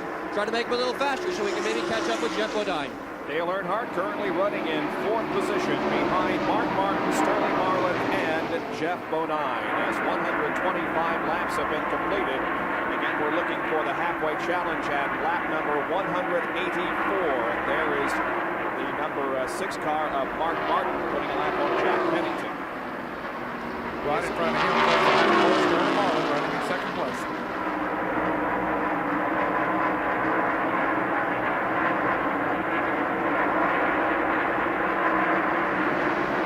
Sterling Marlin trailing Jeff Bodine. And we'll try to show you the interval that is between the 1st and 2nd place cars. Now you can see it is almost a full straightaway now, separating, at least half a straightaway separating 1st and 2nd position. So Jeff Bodine, who was the leader of the pole sitter rather for this race, finds himself as a leader and going for $15,200 a year in Cowboys. Bob, we mentioned that there are 20 cars in the lead lap. Of course, Jeff Bodine leading, 2nd Sterling Marlin, 3rd is Mark Martin, 4th Dale Earnhardt, Bill Elliott has moved up to 5th. In 6th place is Morgan Shepherd. 7th now has dropped back Rick Wilson. 8th, Davey Allison. Harry Gant is 9th, and in 10th place is Michael Walford. Brett Bodine is 11th. Ricky Rudd 12th. Ken Shepherd Walton is 14th. Dick Turner is 15th. Bobby Hillin 16th. Terry LaPonte is 17th. Rob Moroso 18th. Jimmy Spencer 19th. And Richard Petty in 20th place car. And those 20 cars are still on the lead lap with Jeff Bodine. We're glad you could join us on this beautiful Sunday afternoon from Darlington, South Carolina.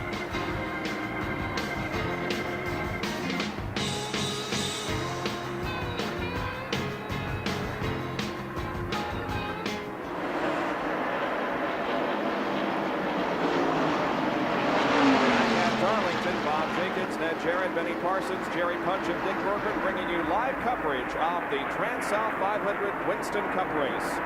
The last Ford win here was in 1985 when Bill Elliott did that. Currently driven by Jeff Bodine is the leader of our race. 131 laps completed. The halfway point is 184.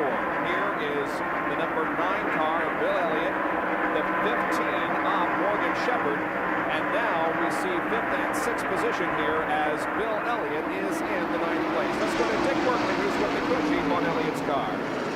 Crew chief is Mike Beam. Mike, you started all the way back in 17th. Didn't give yourself much chance today, but here you are in 5th. What have you done to get this thing running so well? Well, this morning I changed all the shocks and springs, you know, and changed the weight around a little bit. You know, yesterday even we were terrible. You know, I mean, we was ready to shoot ourselves, you know. We didn't get a lot of sleep last night because we tried to think of everything in the world to do. So I come in this morning and I told Bill, I said, you know, we don't have nothing to lose and everything to gain. We gambled on it, you know. I pretty much just changed everything. We've been conservative all year, you know, and that wasn't getting us nowhere. This is the car with Rick Rockingham. All the boys in the shop, they worked real hard to get here with this car after we got beat so bad at Atlanta, you know. We just said, heck, we're going to get it done. So I think he's okay. This is another team struggling with a front steer car that they're not terribly used to. Elliott has done extremely well here at Darlington, only finishing out of the top 10 twice in his entire career. Dick, I think he made a good smart move while you were talking to Mike Beam. He just moved over to the inside and let Morgan Shepherd and Davey Allison go around.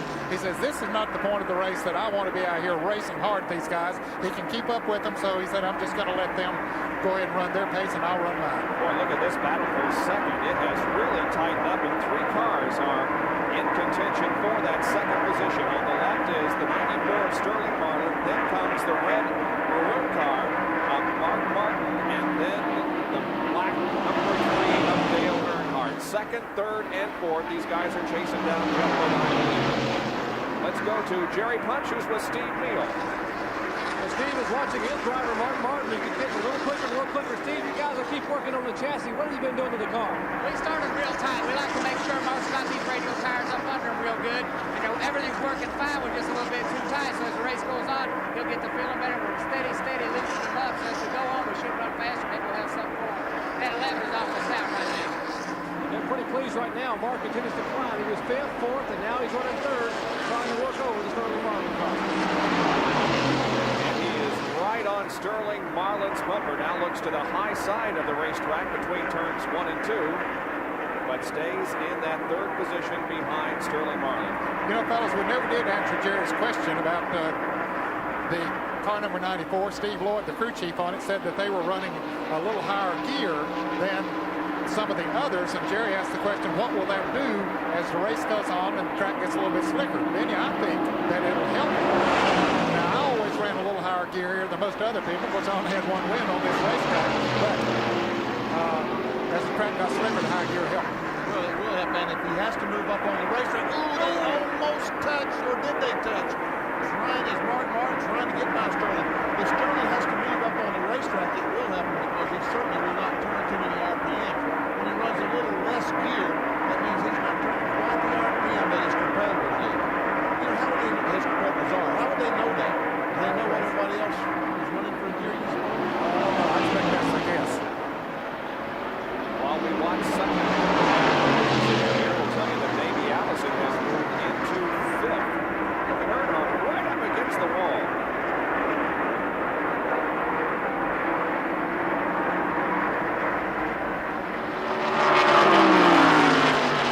Pretty much stabilized now for second, third, and fourth since Mark Martin attempted that pass.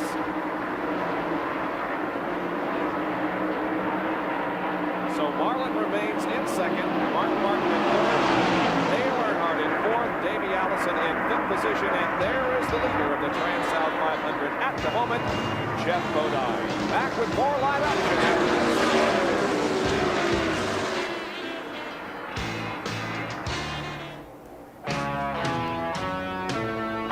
NASCAR's Winston Cup Division today at Darlington, South Carolina. The track too tough to tame in the TranSouth 500. We are live. Jeff Bodine is leading this race at the moment, but the driver who is on the move is Davey Allison in car number 28. There you can see that the 3 car of Earnhardt has moved into second. Third is Sterling Marlin.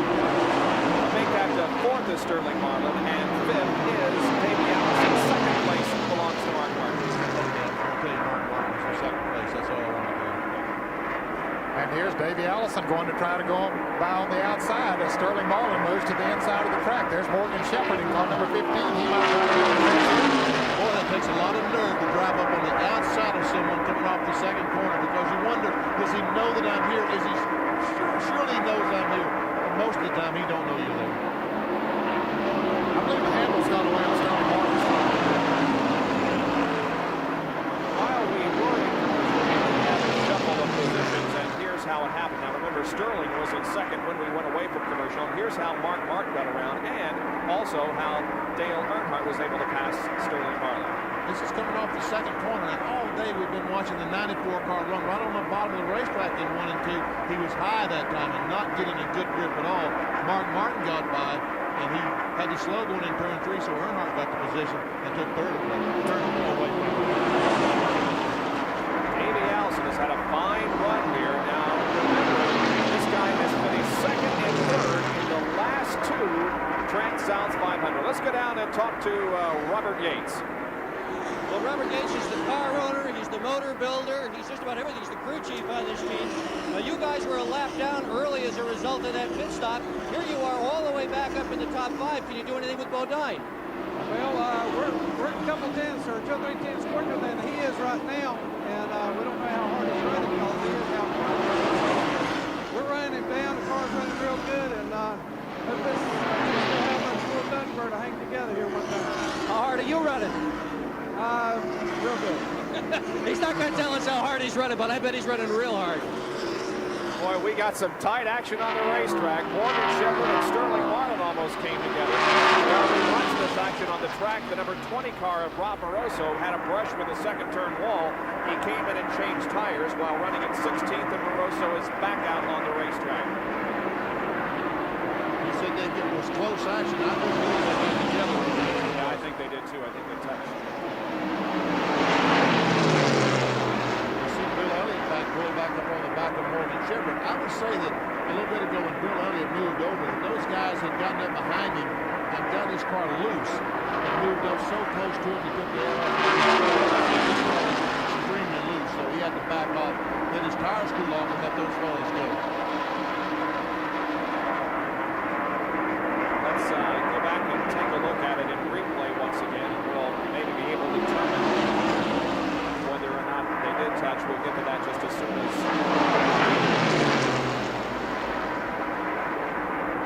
Shepherd will try the outside again, perhaps. Well, you saw Mark Martin do that a little bit earlier, and now it's going to work for him. As Sterling gives him running room, moves to the outside. So now Morgan Shepherd moves into 5th spot. Here is the replay, and let's see whether or not they got together. Morgan comes up alongside of him, but the car goes up the racetrack. And I don't think they did. Awfully close. Well, Sterling Marlin losing positions. Let's go to Dick Berggren and find out what might be the problem, Dick. I'm his crew chief, Steve Lloyd. Steve, what's going on? You're drifting down. He's complaining about the car's a little bit loose right now. We were running a lower groove earlier in the race because he's heated the tires up. We'll pit here in about 15, 16 laps, but the straight tires on it just spoil a little bit. We should be all right. There's a lot of guys that are complaining that they're loose. Earnhardt saying he's loose. Walton saying he's loose. All up and down pit road. They'd all like to make a pit stop, tighten the cars up a little bit. And here is Davey Allison and Mark Martin as they battle for 2nd spot. Davey Allison has just taken that spot away from Mark Martin. Davey continues his march towards the front. Now, this is probably the longest green flag run that we have had here this afternoon, and that's one reason that they're complaining about the cars getting loose, because they are slipping and sliding a little bit more. Now, about 10 laps ago, Jeff Bodine had a little over a 7-second lead on the car number 94 that was running second at that time. Right now, Davey Allison has moved into second place. He is on 6 seconds behind. So Robert Yates says that he is gained by. That was quite a serial we saw there. He dropped back clear to 37th position just after the start of the race, and now he is back up to second. So Davey Allison is certainly having a good run here this afternoon, and he's trying to start a good season. He has finished no better than 13th in any event so far this year. And of course, got some relief help in the race at Rockingham because of the famous second position at the moment. Now let's go back and take a look at the incident that occurred between Ernie Irvan and Jeff Bodine a while ago. Irvan off of corner number 4, losing control. And he just spins the car, and luckily he's able to lock the brakes up and no one hits him. But guys, you know, this reminds me so much of my first few years at Darlington Raceway. What? I mean, I came here in 1970 for my first visit. I finished 5th. I spun out more times than that. I hear everything that wrong, and some things didn't mean about the wrong. That was a crisis. That was a year Rick Kelly had to take my school. Oh, yeah. I come up, an Arthur driver, I'm on the road, seeing some crisis. I come up, I'm rubbernecking the rain. Wow, what a rain. I'm running the back ahead of the road. You were watching Richard Redding.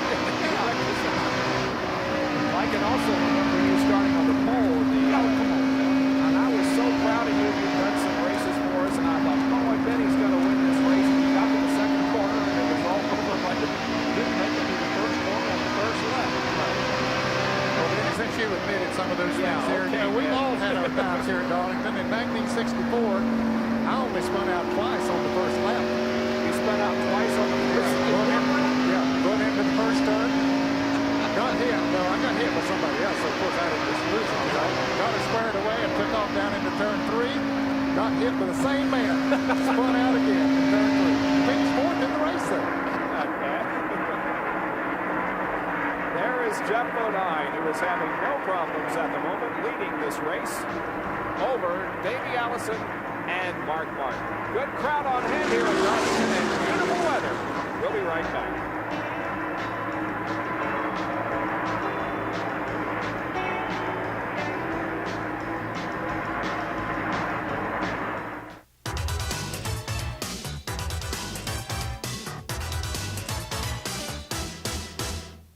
This Track Fact is brought to you by Quaker State. The Big Q is one tough motor oil.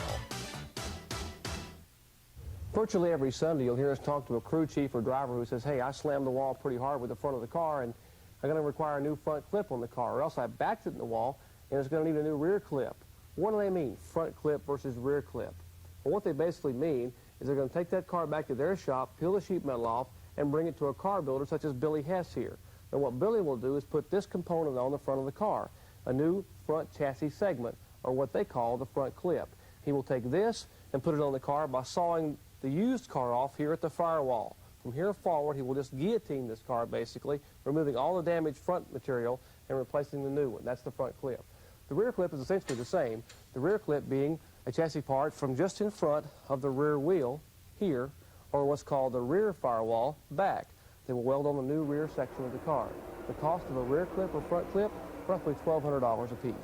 And that's how you fix them once you wreck them in Winston Cup competition. In this race, a lot of them need front and rear clips when they leave, but it's been fairly safe so far. Just the big crash down in turn 1 earlier.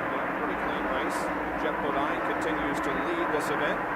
However, it is Davey Allison who is now in second. Beginning to close in just a little, clicking off every lap just a little bit more. We're on lap number 160.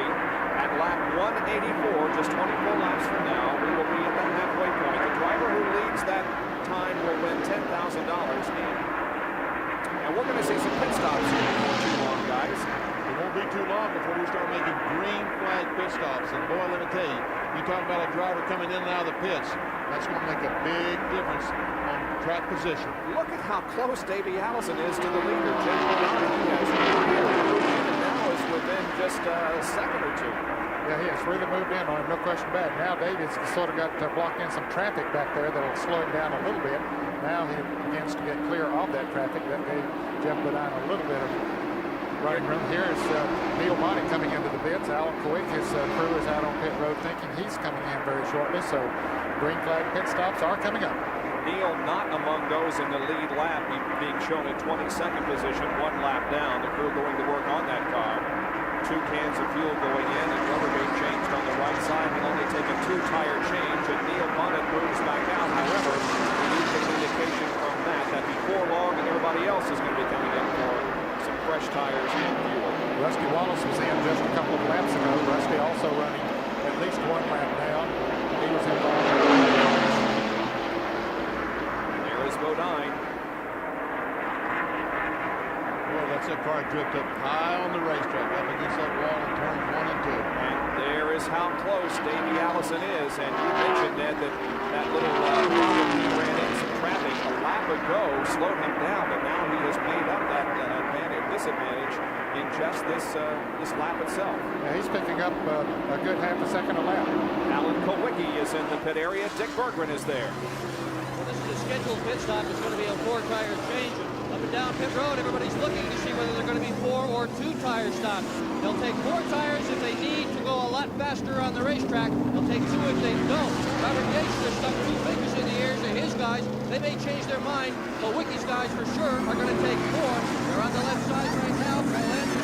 Over the wall, getting ready to send them off. Kowicki's left front is not yet on. Slow stop for Alan Kowicki, trouble with the left front. But he's back out there now, and he goes 2 laps down. He was 1 lap down in 21st position when he came in for the service.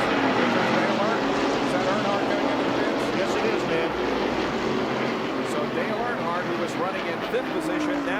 for his pit area. Kirk Schoberty, Richard Childress crew go to work on that car right here in front of us. Sterling Marlin also coming in, as is Ken Schrader. Green flag pit stops being made. Right side rubber going on. The Goodrich Chevrolet number 3 by Dale Earnhardt. As you can see, Schrader pitted behind. And now they go to the left side on Dale Earnhardt, and they are making a chassis adjustment on the Earnhardt car. Yes, and they made a chassis adjustment on Alan Kowicki's side. We'll see what they do with the radial tire. They used to do those adjustments with tire stagger. Here's Sterling Marlin in the pits getting a 4-tire change. That's Kenny Schrader on the top of your screen as Earnhardt goes out. But they can't make the chassis changes by tire stagger now with the radials. They have to do it with the screw jacks. Sterling Marlin roars back out into competition. Davey Allison, the second-place runner, is making his pit stop. He's on pit road. And Morgan Shepherd is going to follow him in. Let's see what happens during Davey Allison's pit stop. He brings the Hamlin Ford to a stop, and Dick Bergman is there to call it. Boy, what a run he's had this afternoon. The lap down all the way to second position. 1987, this kid busted the wall down on fire. 88, he was third last year. He was second. There's only one place to go. This pit stop is going to be a 4-tire change. They do not touch the chassis. Obviously, Allison has to know what the chassis is. One can is in. Second one is going in the car. Working on the left side tires now. Everybody watching everybody else. There he goes. Nice clean pit stop for Robert Grayson. Goes back out. And here's Mark Martin down off the jacks and back in competition with the Jack Roush Holgers number 6 Ford. Michael Waltrip pulls out the pit number 30. The number 5 car, Ricky Rudd, is still on pit road, and they're looking for a stop line. The number 11 car of Jeff Bodine. Here's Harry Gant coming in for his scheduled service. And the number 33 car, Brett Bodine, is on pit road. Here comes now we're watching car for Jeff Bodine. Indeed, here comes the leader. Jeff Bodine for a pit stop. And here's Jerry Hunt. One right supporter, having 4 sticker tires here on the wall. Bodine brings the car, one left. Jams on the brakes, and Tim Brewer goes to work on the right front of the car. Mike Hill taking the right rear. Keep driving Jack on the right side of the car. He's cleaning the windshield. Henry Benfield, one cam down. Breaks the hand across the wall. Looking down. Going in. It's Jamper around the left side of the car. That was Brett Bodine's car. You heard some roaring by down pit road. Left front, now left rear tire is off. He is down and away. 20.8 seconds. Another great pit stop. Let's go to Dick Bergman in the Walter pit. Now we're watching Walter make his pit stop, and it's a good thing he is all afternoon. He's been radioing Jeff Hammond saying, boy, this car is a terror to drive. He is really having a tough time with it. Hammond just keeps telling him, hang in there. I know you can do it. Walter, maybe I would have hit something, Walter. And Hammond says, no, you're done. And there he goes, and all they did to that car was change 4 tires. No edge change for Walter. Walter has stayed on the lead lap all afternoon. He was 15th before coming in for the pit stop. Now just about everybody who's in the lead lap has been in for service. Excepting Bill Elliott. I don't think he has been in, or Rick Wilson. Elliott should be coming in before too long. The back pit shows that Rick Wilson is in, so is Jack Pennington in car number 47. Chad Little, the bullseye barbecue sauce machine, also now pulling in for his pit stop in car number 19.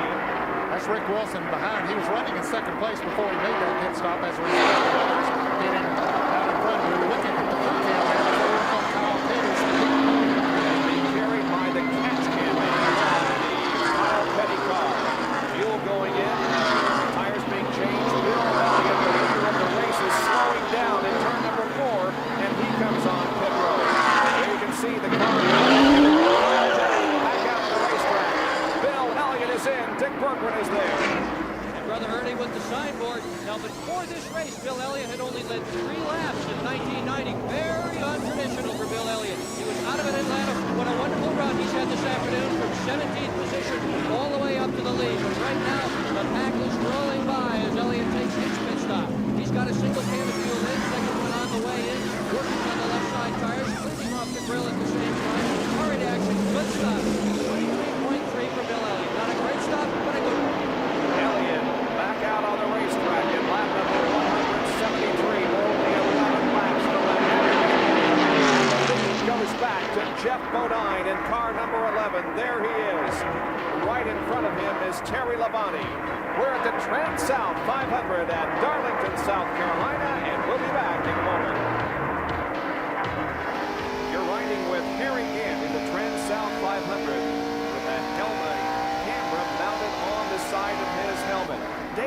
Allison just got into the wall in corner number 4. The second place car loses positions, and he may have damaged that car because it is slowing drastically. He takes the car down off the banking, but a tough break for Davey Allison, who was running in second. Here it is.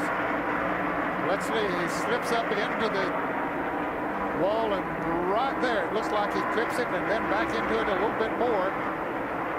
He does keep the car going in a forward position, but how much damage did he do to it? Did he knock sheet metal in on the tires? Time will tell. Here he comes. He's coming in the pits now to assess the damage. Dick Bergman is there. Dick? Well, this is a tough race. These guys really had a shot at it. They still may have a shot at it. Let's not forget that they have overcome adversity before. Davey Allison in the pits now. They're certainly going to change the right side tires. Spoiler damage underneath the car. And the key question is, will they be out of here before Jeff Bodine goes by? Allison is still in the pits. It looks like all they're doing is those right side tires. And if Bodine passes him, Davey Allison has gone down a lap of 15.1%. Car spinning on the backstretch. Caution is out. 57 car Jimmy Spencer in trouble on the backstretch, and the yellow flag comes out for the 5th time this afternoon, and it's been a long time since we had one. Here you can see Spencer's car to the inside of the racetrack against the inside wall separating the track from the pit area, and now he begins to pull away. Now here is Alan Kowicki trying to get a lap back on the leader, Jeff Bodine, but Jeff is going to hold him off as they cross the track. So we've had Davey Allison in trouble here in the last couple of laps, and also Jimmy Spencer. There is Spencer's car limping to the pit area after a problem over off of corner number 2. As we are under caution for the 5th time this afternoon, there is a busy pit road as just about all the leaders have come in for more service.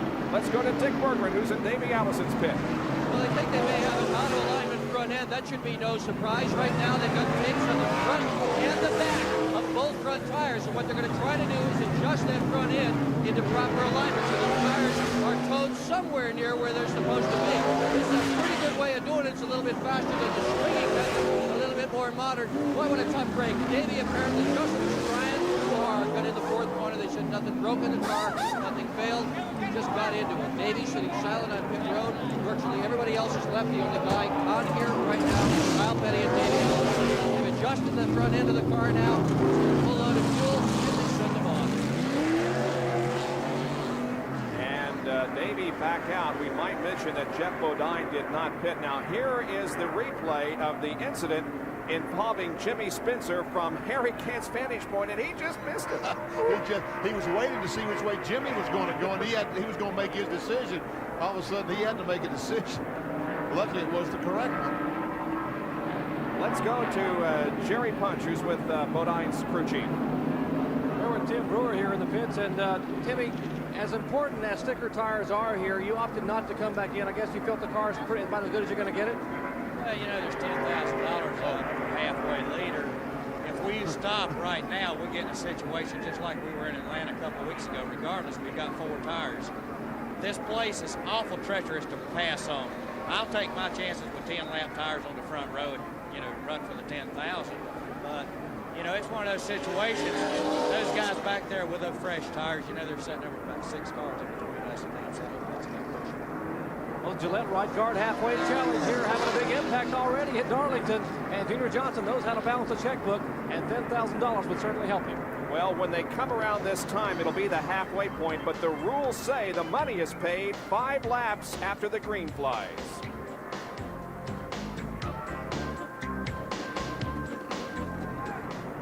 We are under caution for the 5th time this afternoon here at the TranSouth 500 Darlington International Raceway because of an incident coming off of corner number 2 involving Jimmy Spencer. Just before that, Davey Allison got into the wall in corner number 4, and he has been making pit stops since that time, trying to get the problem corrected on the car, trying to get the toe end adjusted correctly. Here you can see the crew waiting on him to come by one more time. We will show you what happened to Davey Allison as he moved through the 3rd and 4th turns.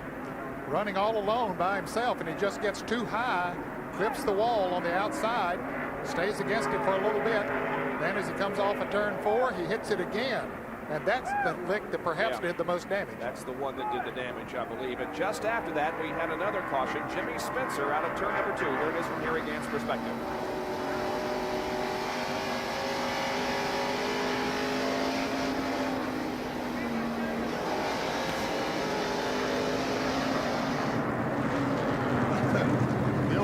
The old helmet camera would have took a lick there with it. Dick Berggren and Davey Allison spin. Well, this is the 4th time Davey Allison has been in. The problem is toe out. In a front steer car, when it's towing out, boy, you've got some significant front end damage. So it's going to be quite the miracle if they can get Davey Allison back in this hunt again. He's already gone down 1 lap at this point, still sits here in the pits. Boy, what a tough break for this young man. May well have been on his way to his first win in 1990. Yeah, it was certainly the best performance that he has turned in all year and was really looking good. He was running in 2nd position when the incident occurred. We are still under caution. We are past the halfway mark, but again, the money of the halfway challenge is not paid until the 5th lap of green, and we will be going back to green next time around.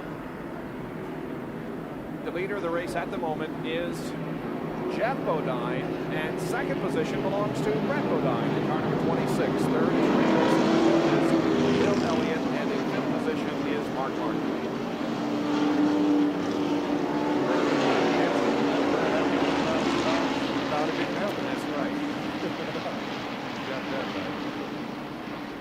He says, Brett, you're a little bit younger than I am. You'll have your opportunity along the way to get your 10,000. Let me have this one. You notice that the pace car pulls off of the racetrack coming down the backstretch, and then it gets the field as they come down off of corner number 2. So it is the responsibility of the down at a safe pace. That is correct. He's the boss right now. And the fellow on the inside can't do anything about the pace. He has to follow the lead of the leader. That's the 11 car, the red car of Jeff Bodine. The 8 car, Bobby Hill, on the inside, has to follow his lead.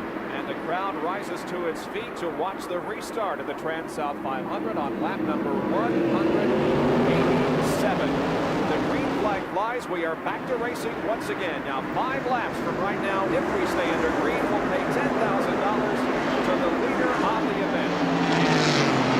If you have registered, you may be eligible to win a Pontiac Grand Prix in the next couple of hours.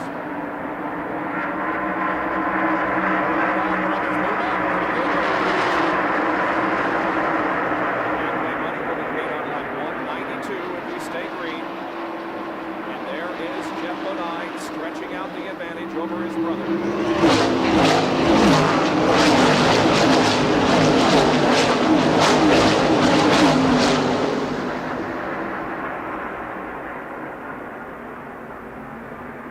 Brett Bodine certainly having the best run of the year since he joined the Kenny Bernstein Drivers team. There is no question.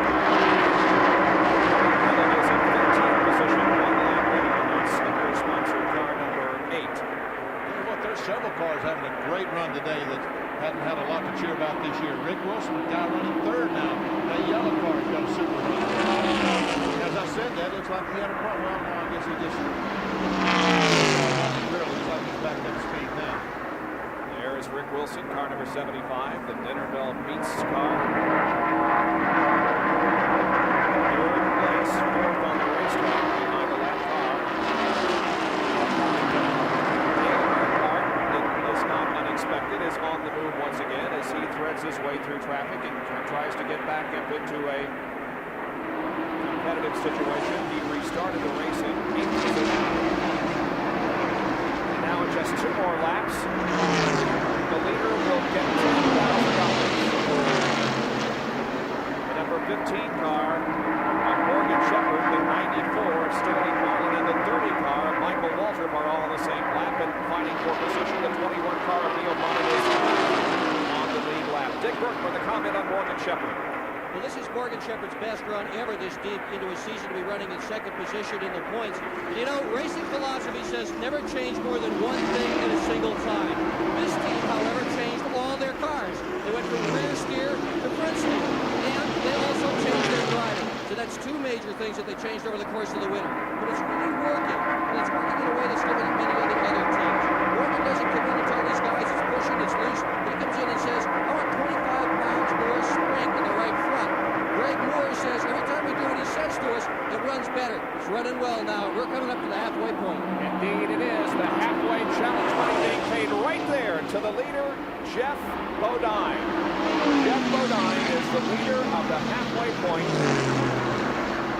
and is the driver that you need to know if you are called in the next hour and have registered to win that Pontiac Grand Prix. Jeff Bodine from Chemung, New York, number 8 is the leader of the race.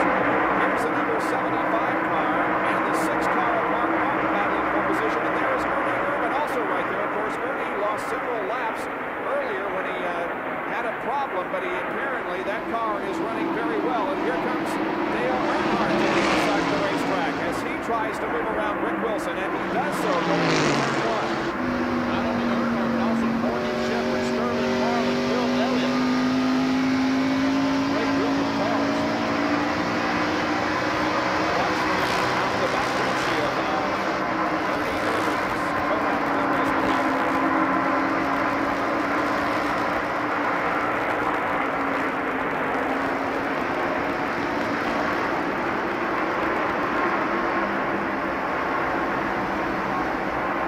Dale Earnhardt, number 3, is running in position. Morgan Shepherd in 5th. 6th, Rick Wilson. 7th position is Sterling Marlin. 8th is Bill Elliott.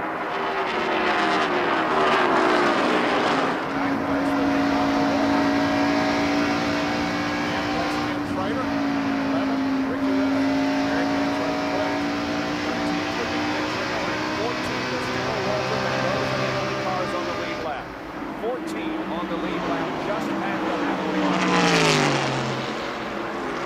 Rick Wilson trying to hold off the 94 of Sterling Marlin and the number 9 of Bill Elliott.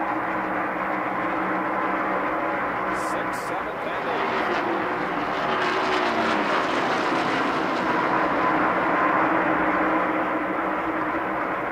Right behind Bill Elliott is the number 30 car, the number 25, I should say, of Ken Schrader, and then Michael Waltrip, followed by Ricky Rudd and Harry Ginn. And those cars are running nose to tail, and they all are in 4th position.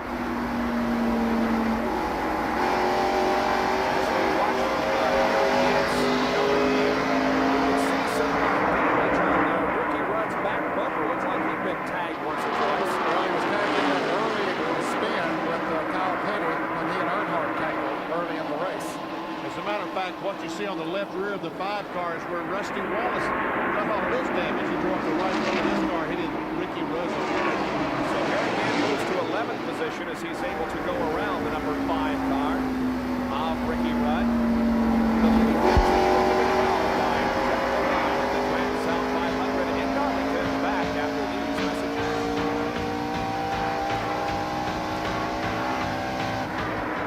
Bob Jenkins, Ned Jarrett, Benny Parsons, Dick Corcoran, and Jerry Punch back at Darlington, South Carolina for the TranSouth 500. We are watching the battle for 4th place. Earnhardt, Morgan Shepherd, and Sterling Marlin. You think this is good? Well, just a few laps ago, it was even better than this. They're trying to move around Bobby Hillin, the lap car, car number 8. Earnhardt tries to take advantage of that situation. Morgan Shepherd going on the outside, Earnhardt going on the inside, and who's coming out ahead? That's how he took over in 3rd position. And he continues to by Morgan Shepherd and Sterling Marlin. But just a lap ago, Morgan Shepherd tried to get alongside the Earnhardt. Let's see if we can get off the 4th corner this time to make the move. They run single file. That yellow car trailing Rick Wilson on the lead lap. And look at Bill Elliott, who has lost some positions recently. Now we see Mark Martin beginning to challenge Brett Bodine and in fact take away 2nd position from Brett Bodine. You just don't know how close that was to a crash. I mean, we're talking about a millimeter. The number 4 car of Ernie Irvin that we are riding with right now is 10 laps down. Remember, he had a crash in turn 4 earlier in the race and spent several laps in the pit area trying to get the problem on the car corrected. But the car has been running well since then. It was running well before the end. Since he came back out of primary runs.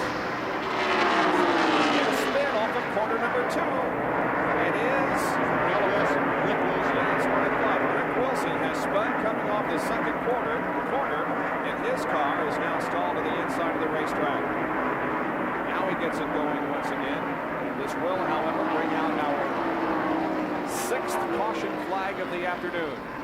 Rick Wilson, who was running in 7th position, causes a caution flag. Well, let's take a look now at our Western Auto race recap.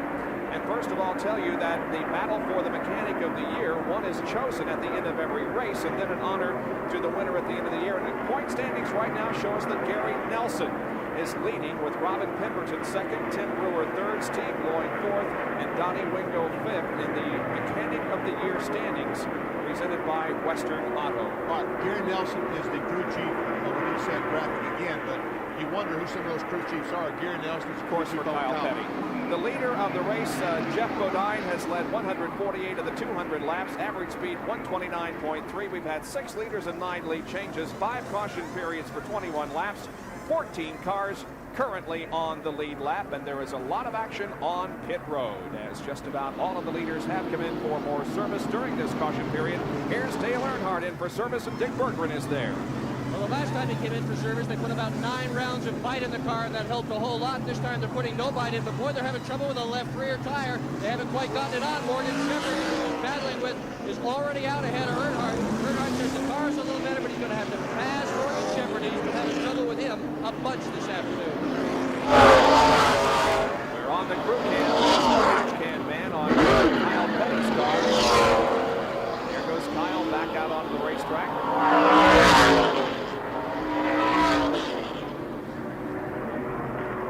We have a tire that has disintegrated here on the main straightaway. There you can see it. It's come off of one car. I'm not sure which one. I think it was Rick Wilson's car, yeah, who was the reason for this caution period, spinning off of corner number 2. Back right after this.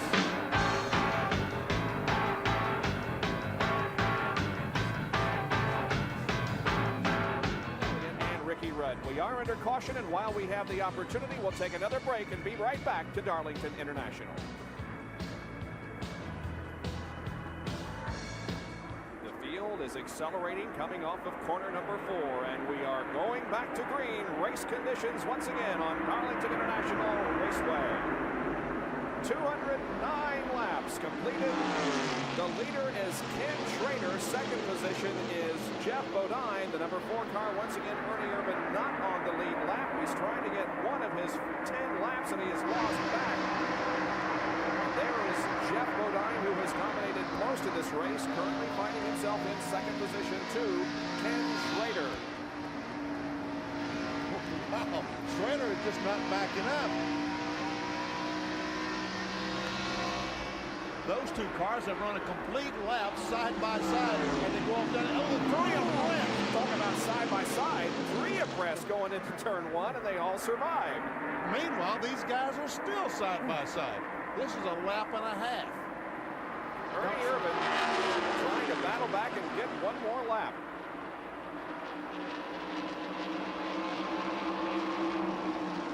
Uh-oh, he's loose again and taking Schrader with him.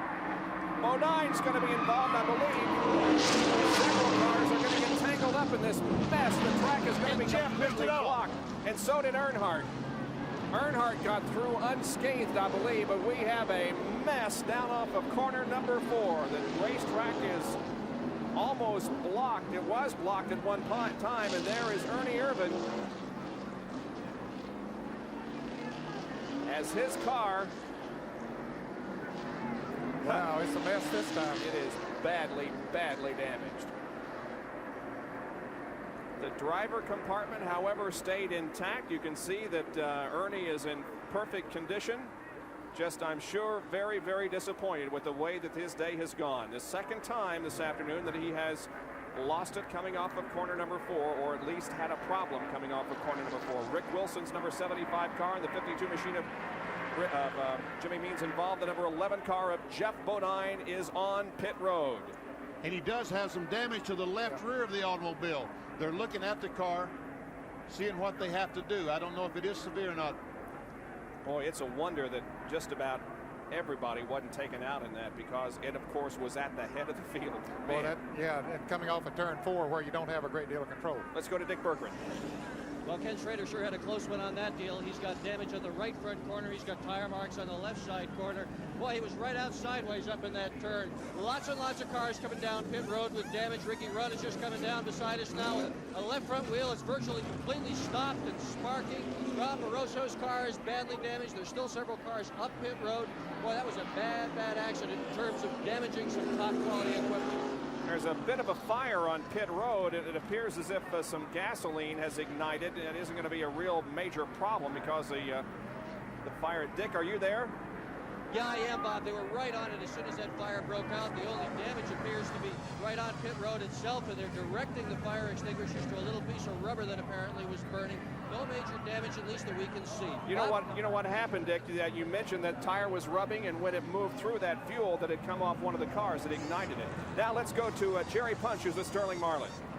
Sterling, you climbed out of the car, and although you're a little bit out of breath and shaking, you seem to be okay. Yeah, it's it's a shame. We were flying there at the start, and finally got the car hooked back up, and just sitting there taking our time, and it looked like an old car. He's a little over his head, and he broke her loose right there. Nobody else could do it. Your car seemed to be really coming to you. You've been running the lower groove, the lower part of the race. Did you feel comfortable that you were going to be able to get the car back up front?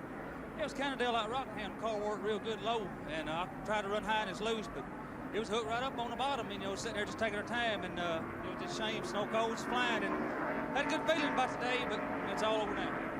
Sterling Marlin out over here at Darlington. Well, Sterling Marlin will have another day. Now we're going to replay this crash. We've got him from several angles, so sit back here for the next few minutes and watch what happened between Ernie Irvan and Ken Schrader, which involved a lot of other cars eventually. This had been going on for 2 laps. These guys have been side by side for 2 laps, and we've talked all day. This racetrack is tough. It's too tough to tame, and you just can't do it. We see Ernie got a little bit sideways. He bumps Schrader. They spin. There, Sterling Marlin runs in the back of the 6 car, and then he also hits the 4 car. Meanwhile, Jeff Bodine, they ran in the back of him, but he came through with not too much damage. Also, Morgan Shepherd, Dale Earnhardt, Brett Bodine. That looks like Bobby Hillen. Somehow, Bodine, Earnhardt got through. Brett Bodine got through for the most part. Here it is from our speed shot just off of corner number 4. There's just no place to go. These fellas have blocked the racetrack completely, but Jeff Bodine. Yeah, unscathed. So is Morgan Shepherd. The guy that took the real hard knock, it appeared, was Sterling Marlin, the 94 car. Well, Ernie gets tagged pretty good there by Ricky Rudd and gets tagged again by somebody. Well, we got another angle. Once they get sideways again, and they touch. They touch. Around they go.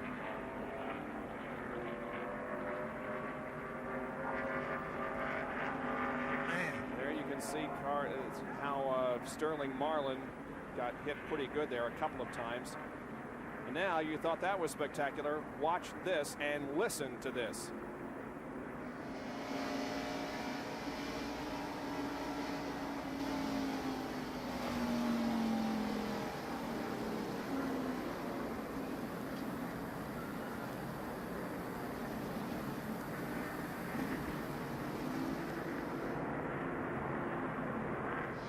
Got through okay. Now this is from Ernie Irvan's car, looking out back.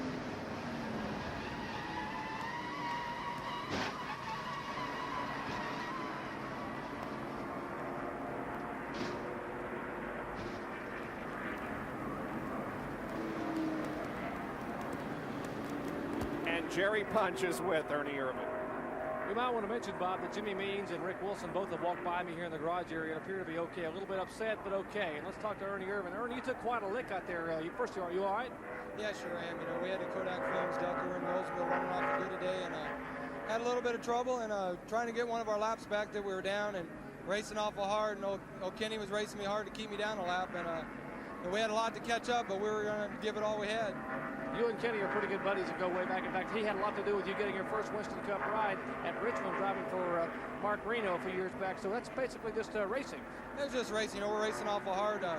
We went into turn 3 a couple times side by side. You're not supposed to do that here, but we had a lot of room. I got loose. It wasn't Kenny's fault. It was more mine than anybody's. Let me ask you, what happened early in the race when you had that loop out here in front of Bodine? Oh, I got in underneath Jeff, and we had a little trouble with the right front earlier, and just got underneath him, and we touched and it just spun me. Well, that's Ernie Irvin out of it here at Darlington. We told you there'd be a scramble today here for the TranSouth 500, and they certainly have been scrambling here just past the halfway point. It's been all Bodine, but we'll see what happens when we come back. Stay tuned. The cleanup continues out of corner number 4 after a multi-car crash that has eliminated several of our top contenders. And we will go back to show you once again what happened. Ernie Irvin on the bottom of the racetrack with Ken Schrader on the top side, and they spin off of corner 4. They look like a silhouette or something, like they were ice dancing. Now look at Darrell Waltrip in that orange car come through here. Now watch it. Way down on the inside. Look at the car spinning in front. Then he gets in the dark. Here he is coming now with the track completely blocked. Now watch it. Comes right through there. Waits for him to separate. Down against the wall. Then turns right. Square right. Comes out through there and comes through that unscathed. Nice job by Darrell Waltrip, who was running 13th position, and he finds himself now in 5th. Well, the cleanup is going to take some while, so we have a very special feature that we would like to show you as part of our ESPN telecast here this afternoon. Now, Darlington, to many of us, means a yearly reacquaintance with a famous personality who lives not too far from Darlington International Raceway. So ESPN now takes you behind the wall and visits the home of this famous personality whose home is near Darlington International. Jerry Punch.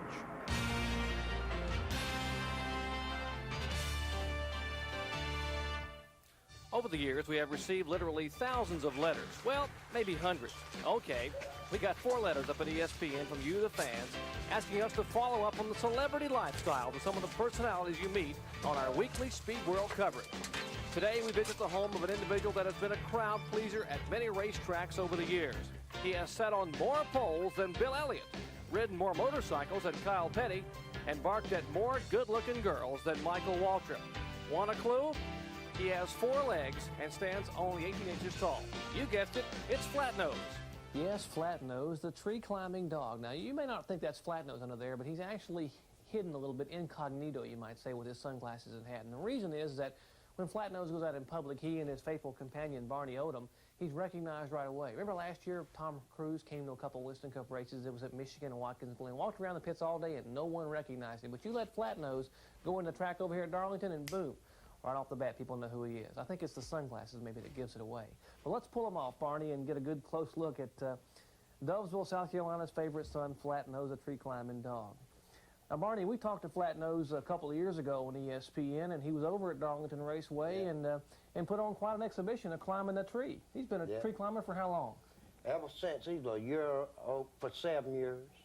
For 7 years he's been climbing trees, and we talked to him over at the racetrack. He's a big race fan. Does he have any favorites, Barney? Well, he like old Charlie on Earnhardt's crew, Flatnose. Every year I take him to the race at Darlington, Charlie, he's coming over there to see Flatnose. It don't matter. He gonna see old Flatnose. Me and Flatnose likes old Charlie. So, Barney, Flatnose has been doing a lot of special things for children now. Yeah, I've been taking Flatnose to a lot of schools, telling little children not to do drugs. You know, Flatnose has got a gift that the Lord gave it. And the Lord intended for me to use it the right way. And that's what I'm going to do. And I enjoy that. I enjoy them little children. And Flatnose, he enjoys doing stuff like that, too. Well, since our last interview with Flatnose, he's been ill, in fact, quite ill, underwent a life-saving operation at my alma mater, NC State University. And, Barney, when you took him to Raleigh up to NC State, what did they do to him? They shaved him. Oh, don't say shaved. That's a touchy subject right now up in Raleigh. But what kind of operation did they give him? Well, they shaved him and put a pacemaker in him. Put a pacemaker in him? Yeah, he's got a pacemaker now, but it done the job for Flatnose. Well, if they hadn't put him in it, he probably wouldn't even be here today. They got some good doctors up there. So the doctors have cut back a little bit on his tree climbing. Although he still can climb, they've cut back, and now it's his son of Flatnose, and his name is Peeper. Peeper is the one better known as Flatnose Jr. Now Barney Odom is trying to teach Flatnose a new skill. He's learning to speak. Say, I want some. Let me hear you. For many years, Flatnose has climbed trees on a daily basis, but now with the pacemaker inserted, his tree climbing days are limited. In fact, he'll have to be satisfied with using trees the way most dogs here in South Carolina use them. Folks, I'm talking about purely shade. Well, of course. Punch, excellent job there. You know, Flatnose was the star of the pre-race ceremonies here this morning, and Barney did about 10 minutes of comedy routines. He was pretty good too, and Flatnose successfully climbed the tree again, Jerry, and was the star of the pre-race activity. Did you think that really when you got into this business that you would be doing a feature on Flatnose and doing that kind of thing? It may be hard to believe, Bob, but that's the first tree-climbing dog I've ever interviewed on national television. But although I've worked at it for quite a few years, and it was a lot of fun. Barney Odom and Flatnose, and he's got a number of dogs over there that are sons of and siblings of Flatnose that have been doing a lot for people. He takes them around to different schools. He says he tries to tell kids about not doing drugs. Takes them over to the blind school up in North Carolina. So he's been doing a lot of great things. He's been in Japan. He climbed one of those little bitty banzai trees over in Japan a couple of years ago. But he's been on the Tonight Show with Johnny Carson. Yeah. But he's certainly quite a celebrity here in South Carolina. Well, thanks for the piece. We appreciate it. And it's nice to see that he's doing okay. Well, the wall, there is the Darlington stripe. You've heard so much about the Darlington stripe, and there are several that have fallen victim to that just in the last few minutes. Here are the cars that were involved in that multi-car tangle coming off of corner number 4. Rudd, Irvin, Moroso, Wilson, Bonnet, Mean, Schrader, Martin, Marlin, and Waltrip. Now, not all of those cars are out of the race, but those are the ones that were involved in some way or another with the crash off of turn 4. You know, that's a 10-car crash, and I was thinking we've not been wrecking that many cars. There've been one-car race, but we're back to the old days. We are still under caution here at Darlington, so while we have the chance, we'll take another break and be back for more live coverage of the TranSouth 500. Stay with us. Back at Darlington, and in 1/2 lap we'll be going back to racing after a lengthy cleanup period because of a crash off of corner number 4. Darrell Waltrip, we saw him thread his way through that crash, and it's really helped him because before the crash he was 13th, and as we restart the event, he is in 5th position. The leader is going to be Morgan Shepherd in car number 15. Second position is Dale Earnhardt. Third is Brett Bodine. Fourth is Harry Gant, and 5th is Darrell Waltrip as the crowd once again rises to its feet and salutes as the drivers come down to take the green flag. Now the number 11 car of Jeff Bodine, which was leading, was involved somewhat in that crash. Morgan Shepherd gets tangled a bit there by Bobby Dillon, and he was involved somewhat in that crash, has fallen back. They have had the trunk up on that car, working in the pit area.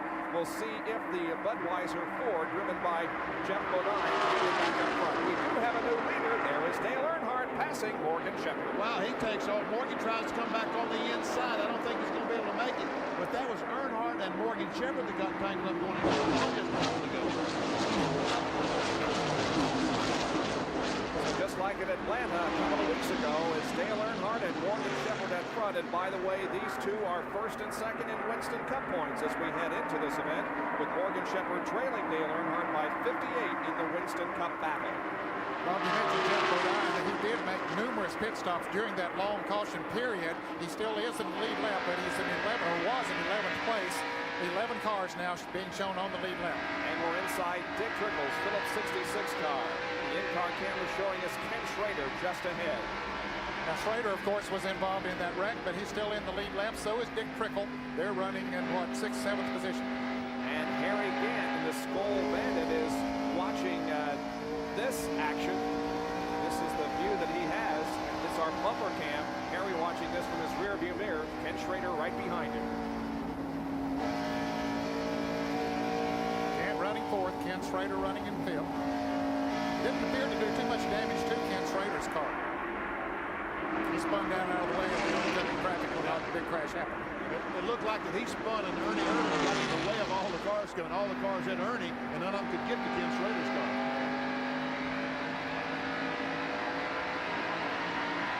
Dick Trickle has had a very good race in the Cale Yarborough car. That small break that we saw in the windshield there in the very first lap, or the first few laps, really hasn't grown much throughout the afternoon. I told you it wasn't going to do. Yeah, you were right. Ooh, what in the world? Harry Gant must have slowed dramatically. Dick Trickle will go in with Ken Schrader side by side. Schrader said, I've been out here, but I don't know if I want much more of that or not. That's for sure. Let's see if he tries racing Dick Trickle in the third quarter like he did Ernie Irvin. He remembers what happened not too many laps ago. He's going to let Dick Trickle go ahead. This time he backed up.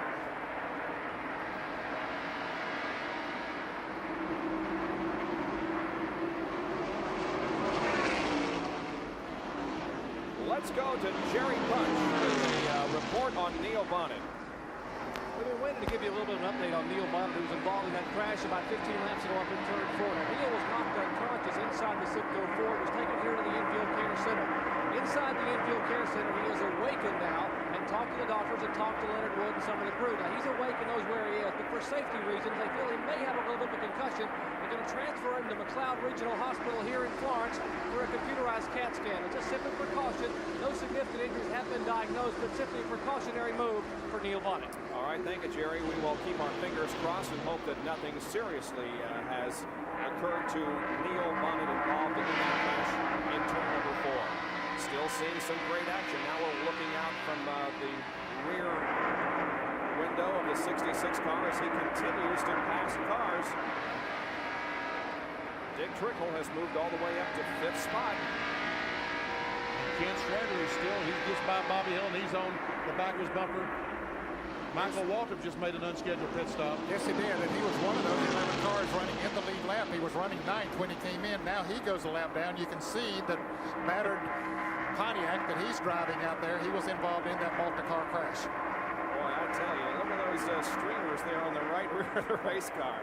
Are those for aerodynamics, I guess? That's 200-mile-an-hour tape that's only good for 100 miles an hour. Well, he gets back up to speed, it appears. Now, look at Bill Elliott in car number 9, and the 17 of Darrell Waltrip. Bobby Hillen right there in the 8 car, and the 42 of Kyle Petty. Of course, Hillen 1 lap down, being shown in the 13th position. Kyle Petty is 2 laps down, being shown in 15th position. And Alan Kulwicki in car number 7 is also 2 laps down.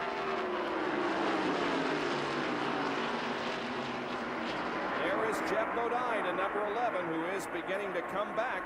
He had, of course, some problems after that crash. And Dick Berggren, perhaps you can tell us exactly what those problems were. The primary problem, Bob Jenkins, was the oil tank in the back of the car. You keep the engine oil in an aluminum tank near the left rear tire. That tank was fractured. Well, maybe Jerry Punch ought to be doing this piece, because, boy, it sure was some surgery. They stuffed that thing full of rags and vice grips, and they clamped it, and they glued it. Now it's not leaking, they hope. Tim Brewer says their biggest problem is going to be weeding their way through all this traffic and getting back up front. Now, the guy who started beside him on the front row today, Mark Martin, was also involved. His problems were far less severe. He just suffered a ding in the right rear corner. Both of those cars should be okay and should be able to wend their way back to the front and back into the competition for the win. All right, well, Jeff Bodine has picked up 1 position, passing Mark Martin, so Jeff is now 9th. Dale Earnhardt continues to lead Morgan Shepherd. There they are, 1st and 2nd. And Morgan looks to the inside. Will he mount a challenge? Well, let's go down to Jerry Punch for a comment on Dale Earnhardt. I am told in the Earnhardt pits they've done everything they know to try to tighten up that good-range Chevrolet here at Darlington, but it will not work. The car just gets looser and looser and looser with every successive lap. Earnhardt is a great driver with a loose race car, but he may have his hands full right now with Morgan Shepherd right on his rear deck. Boy, he is. He is really putting the pressure on Dale Earnhardt. And there is Davey Allison, the 3rd car there in line. Allison is 1 lap down, however, after running with the leaders for many laps. Davey Allison is now shown in 12th position, 1 lap down. We are live at Darlington International Raceway in South Carolina for the TranSouth 500. From the track they call Too Tough to Tame, Darlington International Raceway in South Carolina, we're live today for Winston Cup Racing, the TranSouth 500. And we are on lap 239 with Dale Earnhardt from Kannapolis, North Carolina, leading over Morgan Shepherd in car number 15. In third position is the number 26 car of Brett Bodine. Fourth is Harry Gant, and in fifth position is the 66 of Dick Trickle. Morgan Shepherd just a couple of laps goes right over the bumper of Dale Earnhardt. He went down in turn one, got up and almost got in the wall. He might have just brushed the wall. I think he's kind of backed off, said, I think I'll let Earnhardt's car get a little bit worse before I try to pass him again. Meanwhile, as we watch those cars that have dropped out of the race, Davey Allison seems to be hanging right with these guys, and if he could get his lap back, he could again be a contender. Yes, he could. He has come from one lap down already, and then he brushed the wall, got another lap down, and is in position there perhaps to get that lap back if he can just move around those two cars. And again, a lot of these cars that have dropped out of the race, a result of that accident out of turn number 4. Now we'll take a look at those who are behind the wall, but not necessarily out of the race. Neil Bonnet, once again, is being checked over in a local hospital for a possible concussion. He was knocked unconscious during that accident on the turn number 4. He is taken to the hospital for precautionary measure.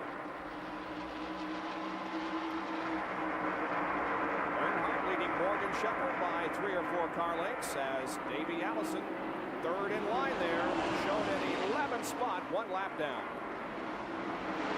Brett Bodine still running third, Harry Gant fourth, and Dick Trickle fifth. Bill Elliott is running in 6th. 7th is Ken Schrader. 8th, Darrell Waltrip.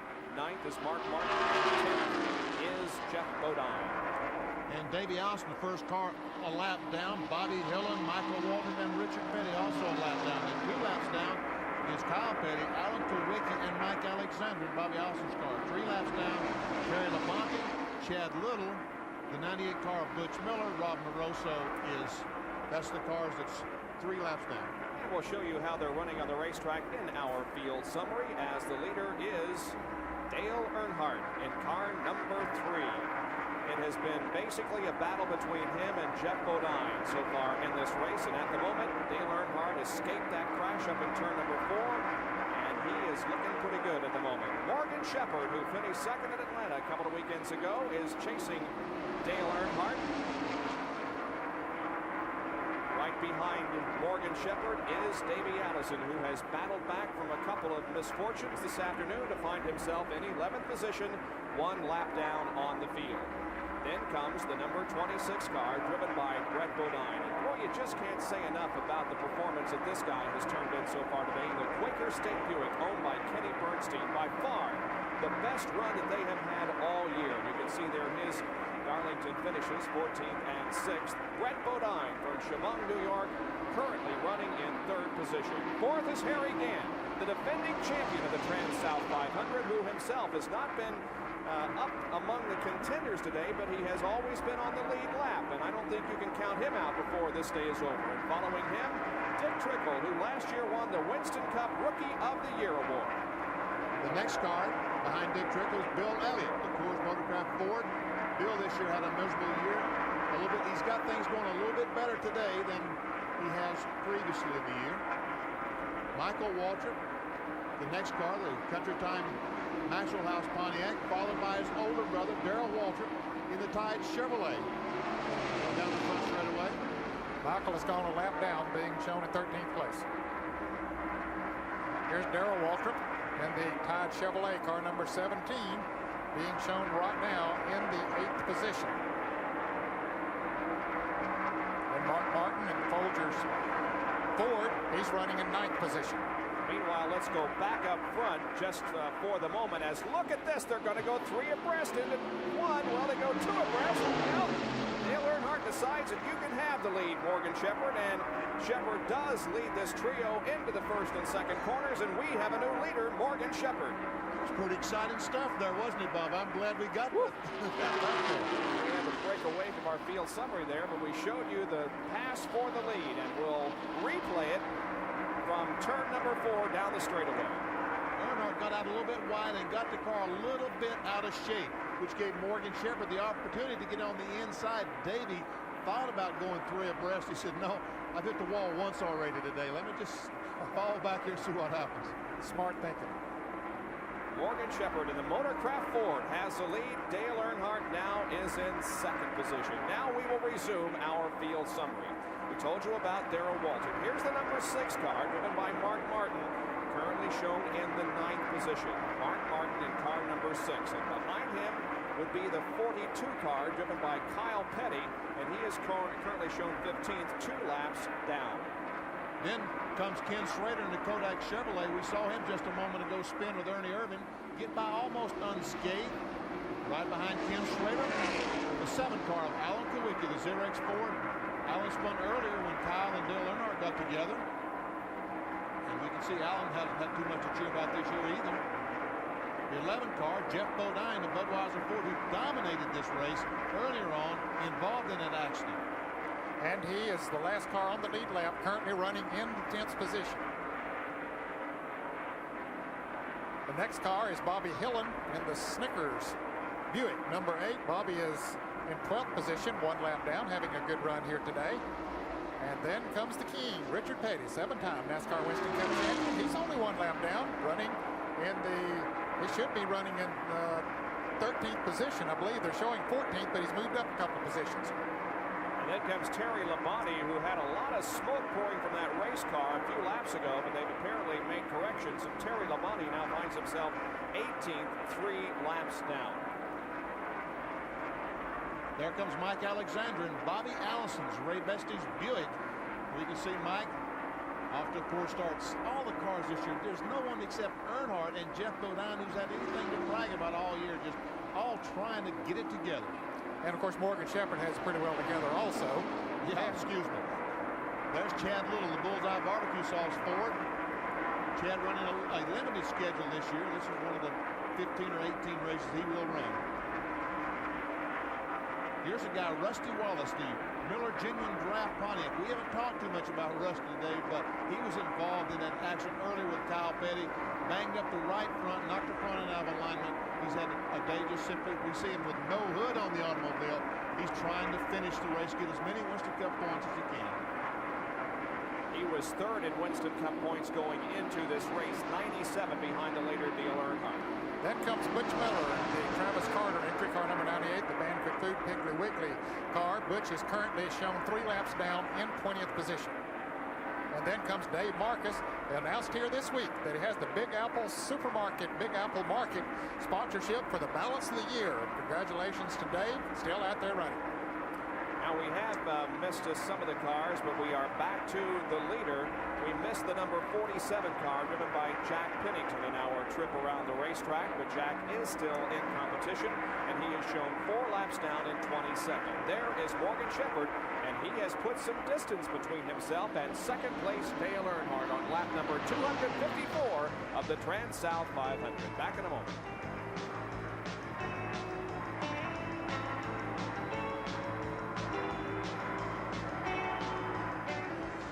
257 of 367 laps completed here at Darlington. The leader is Morgan Shepherd. Dale Earnhardt is second. Brett Bodine third. Harry Gant fourth. And Dick Trickle is in 5th position. Running 6th is Bill Elliott. Mark Martin is 7th. Darrell Waltrip 8th. Ken Schrader 9th. And Jeff Bodine running in 10th position. And at the moment, it is Morgan Shepherd from Conover, North Carolina, showing the way in the TranSouth 500. And he has opened up quite a lead on Dale Earnhardt. In fact, it's about a half a straightaway lead. Jerry Punch is down in the Morgan Shepherd pit. We've got Greg Moore, who is one of the sons of Carl and Bud Moore. Now, Greg and Darrell are in the engine department of this team. And Greg, you guys have really been working on the car, getting the chassis a little bit better and better. And finally, he was able to get around Earnhardt a little while ago. Yeah, Jared, Morgan's doing us a real good job. We've made one adjustment, put one roundabout in the left rear, and he says everything's going good. Tire wear is good. The radial's working out. We're just in a real good position right now. After a pit stop, we seem to fade a little bit. Why? Well, some of the guys, I believe, have been coming in and putting on 2. We put on 4 every time, and we just don't want to be doing no gambling at this stage. We think he's running good enough to where we're going to give him the tires and let's take our time. That is Greg Moore here. I feel like the car really is good on used tires with the sticker tires that aren't quite as quickly as they'd like to be. Let's go up pit road to Dick Bergman. Dick? Well, Jerry, I'm in the Bodine brothers pit of sorts. They're almost next to each other here. Jeff Bodine, who had started on the pole, led so many laps before being involved in that accident, is still riding in the back of the pack, although on the lead lap.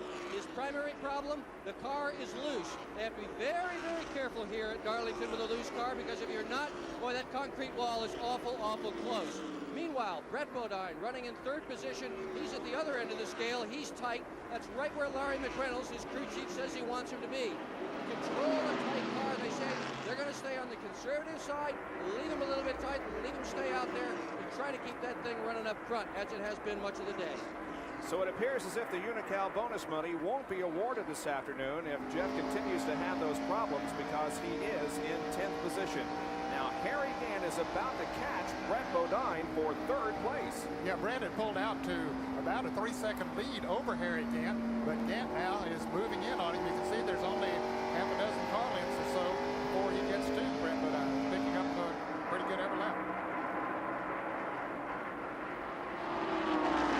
Brett moves around the 98 car of Butch Miller. Gant goes up on the outside. Ooh. Way up on the outside. There's a crack in Harry's windshield, too, that hasn't gotten any worse through the course of the race. Again, this camera is mounted on his helmet. In this group of cars also would be the 26 car, of course, of Bodine, and 33 of Harry Gant. In comes 66, Dick Trickle. He's still behind Harry Gant, as he has been since the top of the green flag. And Bill Elliott's not too far behind either. This is from Dick Trickle's Phillips 66 in-car camera. We're watching Harry Gant just ahead. We watch Dick Trickle's head move around from this in-car position so we can understand why Harry Gant's camera is bobbing around. Watch his head just bob around there. Watch that. It's amazing. No wonder my neck gives me trouble, Benny. And now from the camera mounted on Harry's helmet, see how much bouncing around he does in there. Boy, does he close up on Brett Bodine going in that corner. He's really closing in on him. And now looking back on Dick Trickle. Oh, Dick a little sideways there.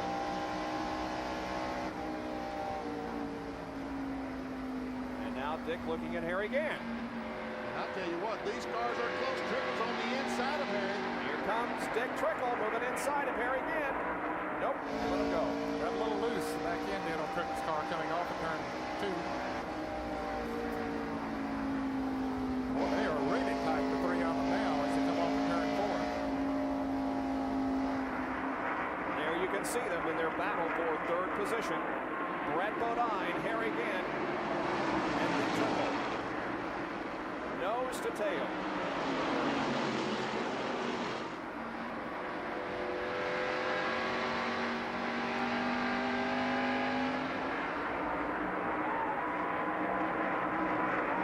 The 66 car driven by Dick Trickle, owned by Cale Yarborough.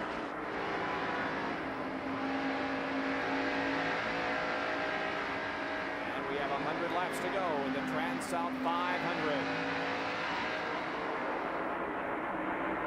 The leader of the race is Morgan Shepherd, number 15, the Motorcraft Ford, prepared by Bud Moore.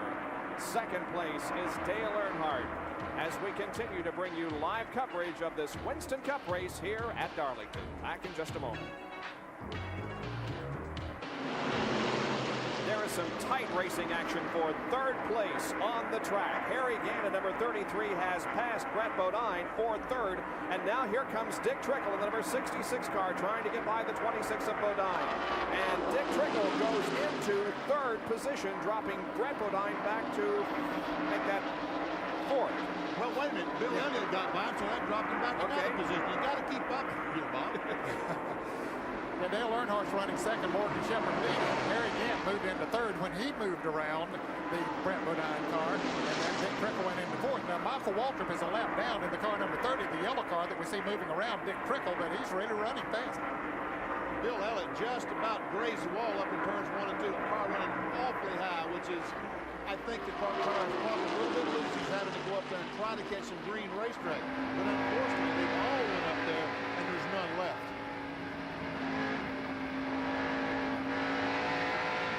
Let's take a look at how Harry Gant made the pass on Brett Bodine a few laps ago and then got a little bit loose. Well, it was between turns 3 and 4 that Bodine went high. Gant took the opportunity to dip right under, but then look what happens to Gant as he comes off at turn 4. The back end almost gets out into the wall, but Gant brings her back in. Dale Earnhardt is headed for pit road. Dale Earnhardt is making a pit stop. The guy that was running in second position, Jerry Punch, is in Dale Earnhardt's pit. Cecil Gordon and the crew now hold the signboard up the bright orange Goodrich board. Now they go to work on the right side of the car.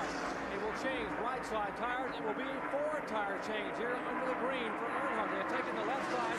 Scott Lucan now takes the left front and left rear lug nuts off. Moving around the left side of the car. Will Land, David through now. Jeff Bodine also making his way down pit road to the Budweiser floor. Let's go down to Dick Bergen as they finish the Earnhardt stop. Well, they needed to make this stop for sure. That loose problem, they now think possibly they had an equalized tire on the car. They also have made contact out there. The left front tire shows that they have rubbed up against somebody who had a blue car. It's going to be a 4-tire change. This is routine stops. Everybody's figuring they're going to have to come in along about now and get a set of tires and get another load of fuel. And Bodine is done and he is gone. So both Dale Earnhardt and Jeff Bodine have made their pit stops, and here comes Morgan Shepherd, the leader of the race. Let's go back down to pit road. The Bud Moore and that Motorcraft crew will go to work on Morgan Shepherd's Ford Thunderbird, the leader in the pits now for right side tires. Greg Moore now cleaning the windshield. They have changed right side tires, and likewise, Morgan Shepherd will get 4 tires. They're pretty much obligated to take 4. Everyone else putting 4 radials on.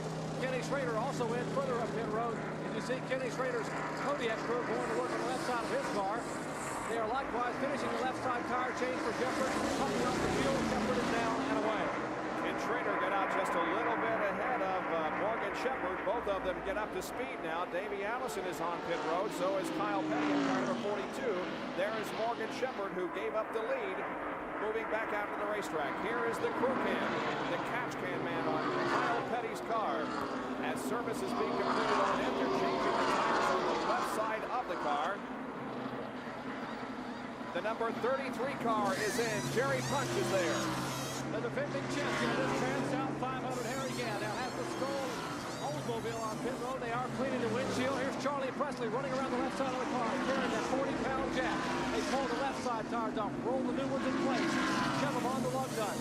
Lug nuts now being attached to the air wrenches in. The car is down and away. Great pit stop here for Leo Jackson crew. And we see Harry leaving pit road from his bumper cam as the Skoll Oldsmobile picks up speed, headed toward turn number 1, and here it is from the helmet cam. Now they have to keep it down on the flat part of the racetrack, Bob, until they get out of turn 2 and blend into the traffic going up the backstretch. The number 66 car of Dick Trickle goes into the lead. Because of the pit stops, Dick Trickle is the leader of the race as we continue to watch Harry Gant build up speed. There is the 66 car of Dick Trickle staying on the racetrack, while the number 9 car of Bill Elliott drops low on the banking and heads for pit road. Dick Trickle leads lap number 278. Here is Bill Elliott in for a pit stop on the Coors Melling Ford. And they'll go for a 4-tire change as well. Working the right side at the moment. Now switching over to the left side of that Ford Thunderbird. Boy, they got those right side tires changed in a hurry. About 12 seconds. You've got a good one going. And the work is completed. A good stop in 21.5 seconds for Bill Elliott. He goes back out onto the racetrack, and we understand now that the 66 car of Dick Trickle will be coming in next time around. There he is. Let's see if he makes his pit stop. At the moment, Dick Trickle is the leader. Rusty Wallace makes a pit stop. He's 6 laps down in 23rd position, never having been able to recover from that early incident up in turn number 1. Now we watch Dick Trickle. You can see him waving to the others behind him, saying, "I'm headed for pit road." Dick Trickle, the leader of the race, comes down off the banking of turn number 4, and Mark Martin is right behind him. Well, Martin's getting a tough break because he had to follow the 66 car, Jerry Punch. Doug Williams and the rest of the Cale Yarborough Motorsports crew now are going to work and likewise change 4 tires in Dick Trickle's car. The 48-year-old Wisconsin driver getting a 4-tire change. Let's check in on the Mark Martin pit. Dick? They're also going to do a 4-tire change, Jerry, and they took a piece of the tape off the grill to let a little bit more air in there. These guys had been motoring to the front. They're looking for a tire change to give them still some more speed. Jerry Punch? They are trying to clean the windshield. The car nearly stalled. He just gets a new fire that heads down pit road, but it could have cost him a couple of seconds. And as he pulls out, we see the green car of Brett Bodine coming in. That's Mark Martin going out. Brett Bodine had taken the lead, but now he's in the pits for a 4-tire change. And the Quaker State crew. Let's go to Dick Bergman, who is there. Well, he's got a tire change that's going to have to work a miracle here because he's pushing except when he gets around other race cars. And when he gets around other race cars, this thing is loose. There's no way to solve that. He's also got some smoke showing from the front of the car in the area of the oil cooler. Brett Bodine has taken 4 tires and is away. And that gives the lead once again to the number 15 car of Morgan Shepherd. And guys, they will have to have one more pit stop before the end of the race. Yes, they will have to make another stop. Race for fuel. 282, and the race is 367. So Morgan Shepherd goes back into the lead after a series of pit stops. Back after these messages.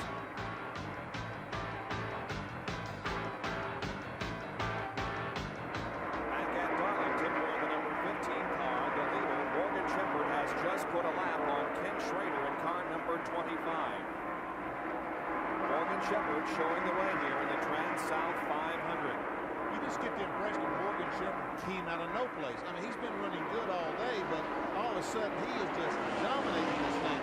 Now, I don't know if Jeff Bodine's problems or Dale Earnhardt's problems or whatever has caused him to look this way, but it looks as though Morgan Shepherd had something with these guys all day long. Well, he has been up there in the top 5 most of the time. After a couple of pit stops, he would drop back maybe to 6th or 7th.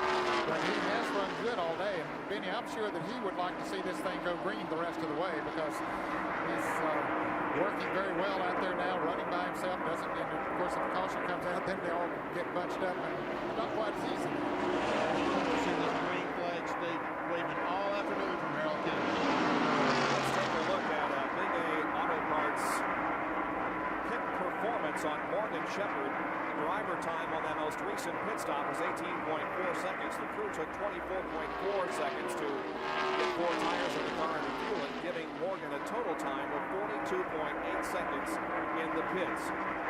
Now, as a result of that, he came into the pits on lap 275 as the leader, and he comes out also in first place. Jerry Punch?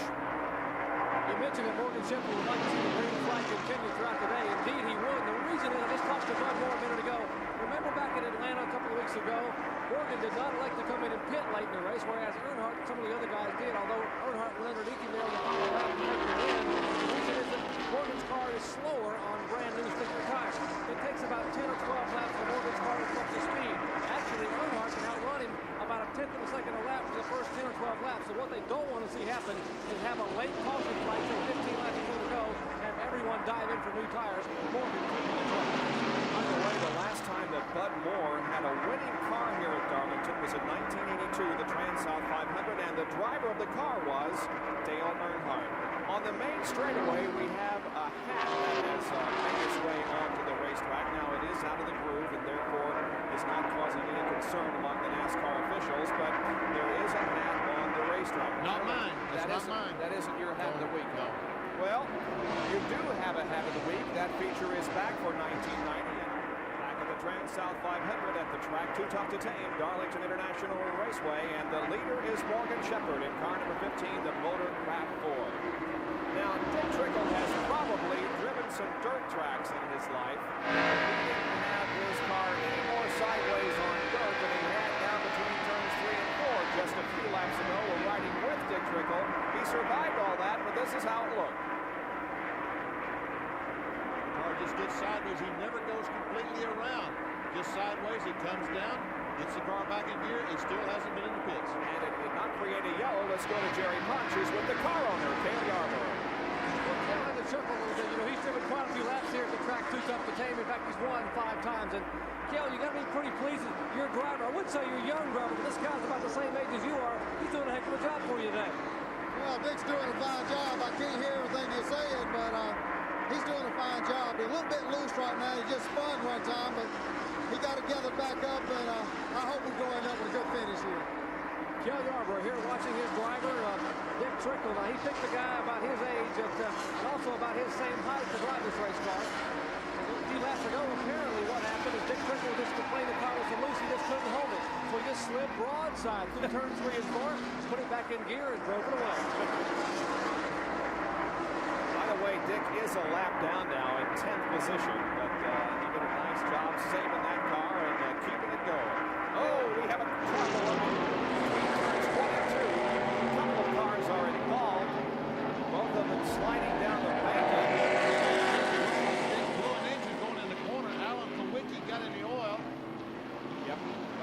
Dick Trickle, there he is from our in-car camera. He's getting the goggles off. Yellow out on lap 299. Dick Trickle apparently blowing an engine, and behind him came Alan Kowicki sliding in the oil. Here's a replay. There the engine blows. Kowicki has no place to go. He tries to go low, and then he tries to go high, gets in the oil, spins, and hits the wall awfully hard. This is not what Morgan Shepherd wanted. He had a 12-second lead. So Alan Kowicki's badly battered Xerox Ford sets in turn number 1 as the 8th caution flag of the afternoon flies over Darlington International Raceway in the TranSouth 500. The yellow is out here at Darlington because of an incident down between turns 1 and 2 involving Dick Trickle and Alan Kowicki. Now we'll replay it from the in-car of Dick Trickle. The engine let go as he came off of the front stretch. The engine has already blown. He gets in his own oil there. Spins, goes up, backs in the wall, and then back down to the inside. Alan Kowicki, who was behind him, had no place to go. Gets in the oil, bam. Now we'll look at it in real time and have you listen.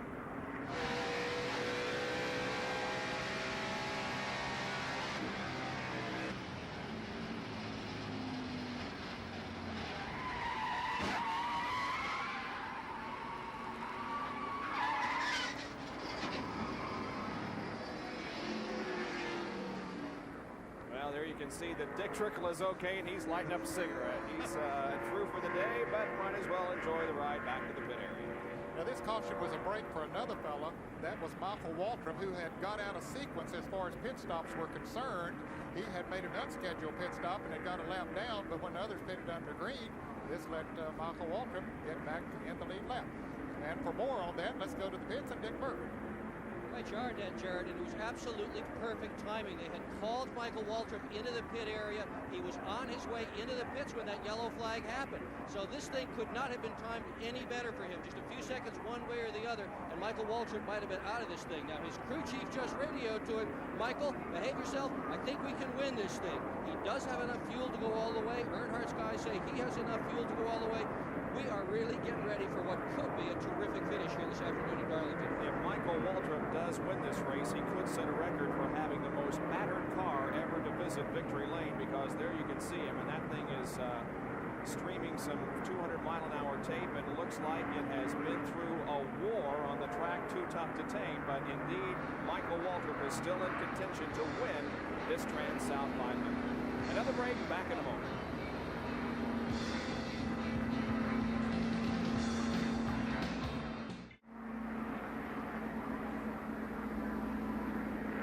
Back at the TranSouth 500, still under caution, and watching Harry Gann as he gets lined up for the restart. We are under caution because of an incident involving Dick Trickle and Alan Kowicki. Here's Jerry Punch with Dick Trickle. Well, Dick just climbing out of the car, talking with Doug Williams, who's the crew chief here, and of course, Kel Yarborough, the car owner. Dick, first of all, what happened up there? Well, you know, we broke the motor. You know, the motor just gave up on us and locked up going into one. And, that's about the worst place you can blow a motor is going into one. And, you know, you end up with a little brake problem going on anyhow. She just locked the motor up, and I tried to touch it and, you know, get out in there, but she went around on me. But we got, you know, the old top body motor oil, Phillips 66 Pontiac up to the top 5. we're going to run all day. I think we're going to have a real good finish. A couple laps before that, the car got a little loose on you going into 3. What happened up there? Well, I was trying to stay in the lead lap. Ran in top 5 there for quite a while, and I was trying to hang in the lead lap. And, the leader was only like a second behind me, so I thought I'd try to pick up the pace just a little bit. And she was a little loose, and I found out about it. I got sideways, going through the whole turn sideways, but I did bring it back and didn't spin it out and saved it. I lost a little time on the racetrack, but I'm just happy that Cale Yarborough, chose me to drive his car. I mean, it gives me a good feeling inside. So I do, family, people out there, and we'll be back. No doubt they'll be back, and we're going back to green. Green flies on lap 305. So now everybody is in good shape as far as the stars are concerned. If we go green the rest of the way, nobody will have to have any fuel. We're set for a dash to the finish. The leader is Morgan Shepherd. Second place is Dale Earnhardt. In third place is Harry Dean. Fourth is Mark London. Fifth is Brett Bodine. Now, congratulations to William Adams of Indianapolis, Indiana, who was watching ESPN and knew that Jeff Bodine was a leader at the halfway challenge. William Adams from Indianapolis, a 1990 Pontiac Grand Prix. Maybe Allison, the black car with a little white star. They get loose. Morgan gets loose. Davey Allison comes alongside. He's trying to get a lap back. Meanwhile, Earnhardt behind him, watching all this stuff. And Davey Allison does get a lap back. There are 9 cars on the lead lap. And here comes Dale Earnhardt to take the lead from Morgan Shepherd. He's got it. Well, the Morgan Shepherd's car doesn't run too well with new tires on. It takes a little while for that car to really come in. And there's living proof of that. Now we'll see if Dale Earnhardt can put Davey Allison a lap down. He would certainly like to, because Davey has been strong all afternoon and has not let those problems that have plagued him hamper him at all. He has been fighting back all afternoon. And here comes Harry Dean, who is still very much in the contention. He is in third position. And Dale Earnhardt does put the lap on Davey Allison as we are inside Harry Dean's car from the in-car camera.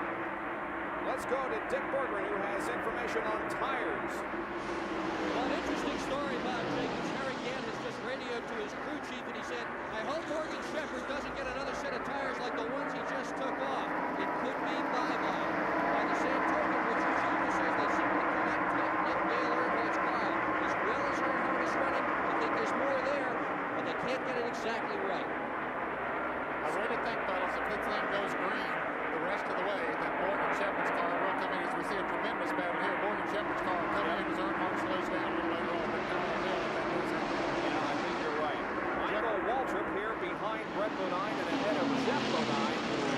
It's a great run for both Jeff Bodine and Michael Waltrip this afternoon. Jeff Bodine was alongside Michael Waltrip in turns 3 and 4 the last lap. Michael did not back out of his lead. He went out and passed him for position. Jeff did not make the pass come off turn 4. Let's see who tries it again. That's 6th and 7th they're racing for. And the number 11 car currently in 7th position was the pole sitter of this race and the only one eligible for any bonus money. It looks like as if it will go to Bristol, and there is Jeff Bodine taking the position away from Michael. Well, they may not get working at 11 car at Budweiser Ford. They might have that thing dialed back in here. Number 9 car, Bill Elliott, also one of those on the lead lap.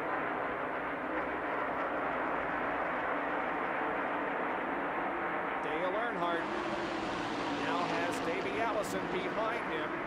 There are 8 cars on the lead lap, and Morgan Shepherd is hanging right in there. He's the 3rd car on your screen, but the 2nd place car on the racetrack. Cheers, Jerry Punch. It's awfully tough on Morgan Shepherd right now to be patient. He is not a very patient person. He wants to lead as many laps as he could, somewhat like Earnhardt, but they have told him here in the Shepherd pits, just bide your time. Now, we've already told you at home that Morgan Shepherd's car does not run nearly as well as Earnhardt's and some of the others on brand new tires. Now, they have told Shepherd to sit there and ride, and probably the next 8, 10, 12 laps, probably by lap 125, they'll be chasing you. That's what Morgan's going to do, sit there and be patient. And we will see if that is the way things go within the next half hour or so as we wind down the TranSouth 500. We talked earlier about the guys who have been strong in 1990. Look at this. Dale Earnhardt and Morgan Shepherd are the only 2 drivers with top 10 finishes in each of the Winston Cup races that we have competed in 1990. And at the moment, it's Earnhardt the leader and Morgan Shepherd running in second position. We'll be back with more live coverage in just a moment.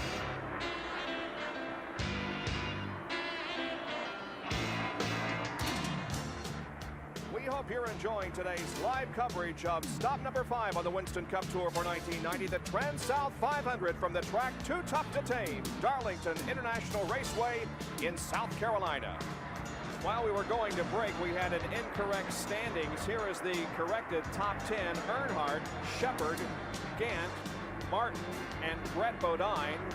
6 through 10, Jeff Bodine, Michael Waltrip, Bill Elliott, Davey Allison, and Darrell Waltrip. That's with 317 laps complete. We have a battle shaping up here. Now, Davey Allison has gotten his lap back once again from Dale Earnhardt, giving us 9 cars on the lead lap.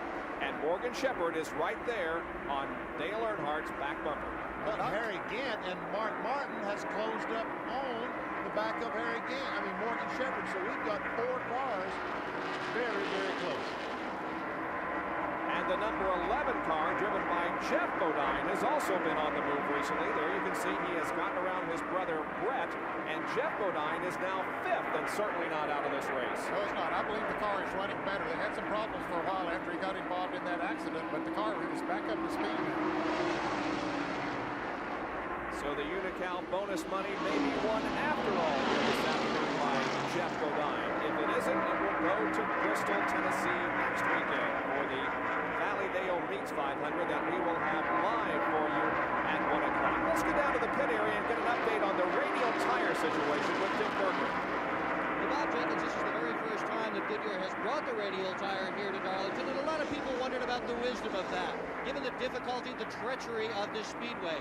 But now that we're virtually at the end of the race, I think maybe it's time to give a tip of the Benny Parsons Hat of the Week to Goodyear. The tires have worked absolutely flawlessly today. Before the race started, the driver said this is absolutely the best tire that Goodyear has shown up with. So Goodyear has produced, they have done the Herculean. Great job today. No tire failures, no blisters, no problems.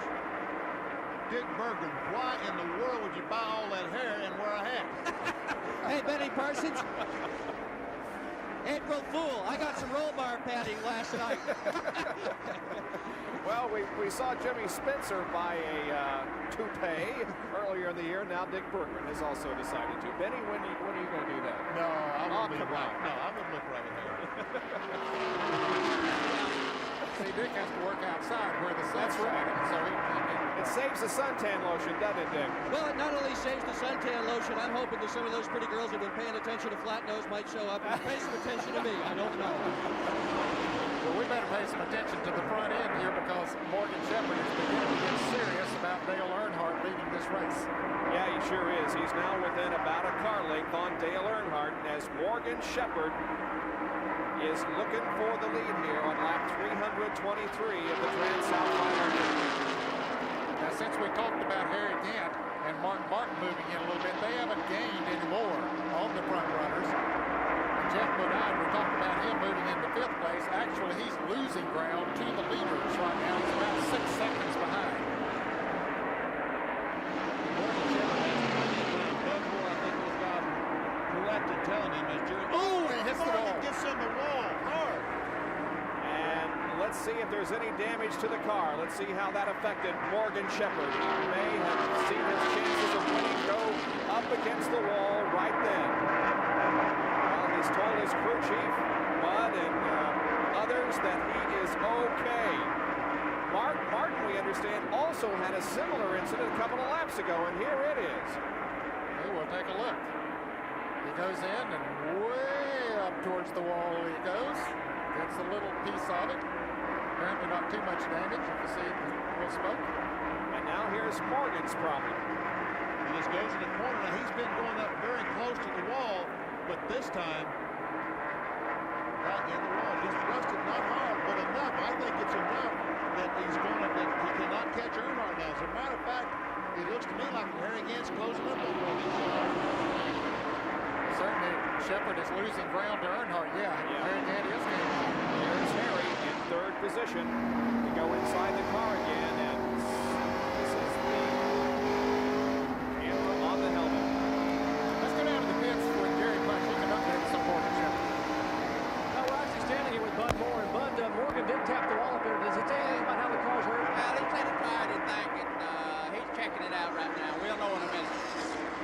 concern here in the motorcraft pits. In fact, we are told they were thinking about bringing him in and changing 2 right-side tires. They don't want to leave him out there and have him cut a tire, but possibly the question, we'll see what's going to happen with Bud Moore and Morgan Shepherd. Well, Benny, do you slow down for a little bit of time after something like that happens and just to check the car out? You got to get your heart beat, first of all, because he's scared to death. Sure, you want to slow down. You just can't go back in there and do the same thing you did the last time, because the last time you hit the wall. It didn't work too good. So the threat now is that Morgan Shepherd will lose second position to Harry Gale. An exciting conclusion shaping up here at the TranSouth 500. A lot more racing to go on this Sunday afternoon.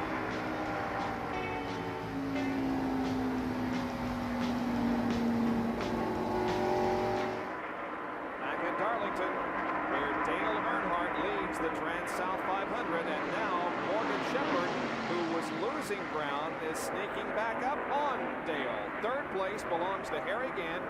Mark Martin is fourth, and Jeff Bodine is in fifth position. Then in sixth is Brett Bodine, followed by Michael Waltrip, Bill Elliott, Davey Allison, and Darrell Waltrip, who is a lap down. And we have a battle on the racetrack between the number 26 car of Brett Bodine and Bill Elliott in number 9. And that stat has changed because Michael Waltrip has passed Brett Bodine. Now Bill Elliott is moving up on Bodine. Brett has been losing some ground here in the last few laps. Yes, he has.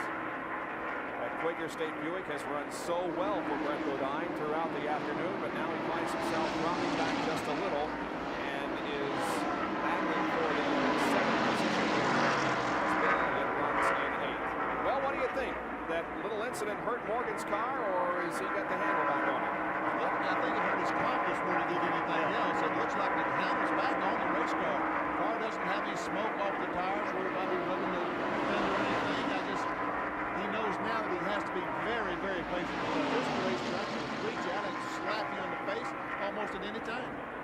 It sure will, and I think he just sort of tiptoed for 6 or 8 laps there and got his confidence back up now, so he's back up there working on Dale Earnhardt again. What do you think, Jerry Punch? That's exactly what happened. In fact, we might mention that the spotter has played a big role in Morgan Shepherd deciding to push the button again. And the spotters are on top of a building up in turn 1. We're on top of the press box here at Darlington. And that spotter who had binoculars had been watching Morgan going into turns 1 and 2, looking at that right rear tire. It's not running too badly. And they finally go ahead and give Morgan the go-ahead and say, okay, push the button and go after him. He is going awfully close to the wall. It tells that spotter to tell Morgan not to get so close to the wall. He was almost in it again between the first and second turns that lap. It's a Chevy versus Ford battle here in the late going. And the Oldsmobile of Harry Gant isn't too far behind. Gant is keeping him inside.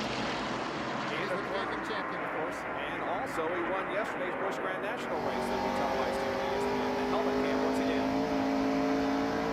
Now you can imagine how tired he must be after an afternoon of this bumping and banging around inside that car and controlling its speeds well over 170 miles an hour. He's not wearing gloves. And he's got a ring on there. He looks like he's going down to the store for a local brand. You can see he was a winner not only last year but also in 1983. Well, if you know, we talked at the top of the show about this TranSouth 500. There's never been one out of the top 10. Those 3 guys running up front there, Earnhardt started 15th, Shepherd started 19th, Gant started 20th. Those are 3 of the guys we talked about. Exactly the group we was talking about, Devin. Looks like our string of winners coming from the top 10 will be broken here this afternoon. Now look how close Harry Gant is moving in, and Mark Martin is also closing in on the lead. If Shepherd has anything left, he looks in his rearview mirror and sees those fellas moving in. He said, maybe I better go ahead and try to pass Earnhardt. Everybody is going right up against the wall there between 1 and 2. Well, he's trying to conclude if the racetrack was a foot wider, they'd be running a foot higher because they're just desperately trying to find some adhesion. And they keep going up the racetrack. But unfortunately, they run as high as they can go. There is nothing else there. Plus, they're looking into that sun down there. You can't hardly see where they're going anyway. Exactly. Western Auto mechanic of the race has been chosen, and it is Billy Engel, the chief mechanic on Michael Waltrip's crew. I totally agree with that assessment because he has put that car He's running well and still in the lead lap, as a matter of fact. Yeah, he's running 6th. Really, this is doing right well. Back to the leader, meanwhile, it is still Dale Earnhardt leading Morgan Shepherd and Harry Gant. Morgan, Martin is falling back, so he's out of contention for the win, it looks like right now, unless there is a caution play. Take a look at those that have dropped out of competition. Several eliminated in multi-car tangle out of turn number 4.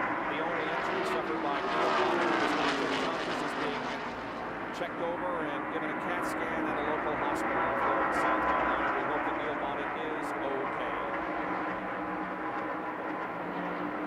I understand that when you said Mark dropped back, Benny, that he hit the wall again. Wow. Right there in 3rd position. This is the in-car tank now.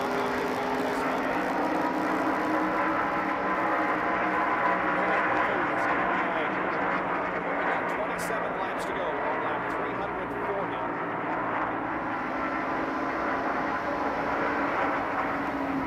There's a difference between the in-car tank and the helmet. That thing has worked very well today and really given us a perspective of how things are for a driver.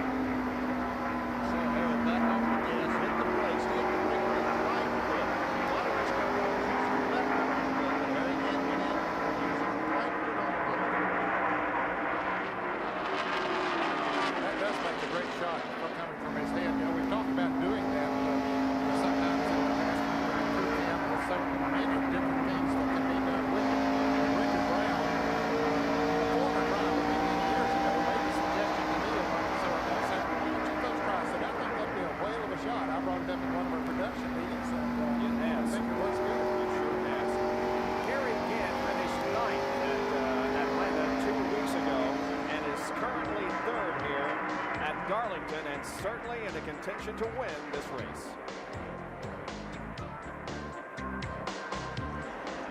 We are back at the TranSouth 500 now for the rest of the race. There are 22 more laps to go.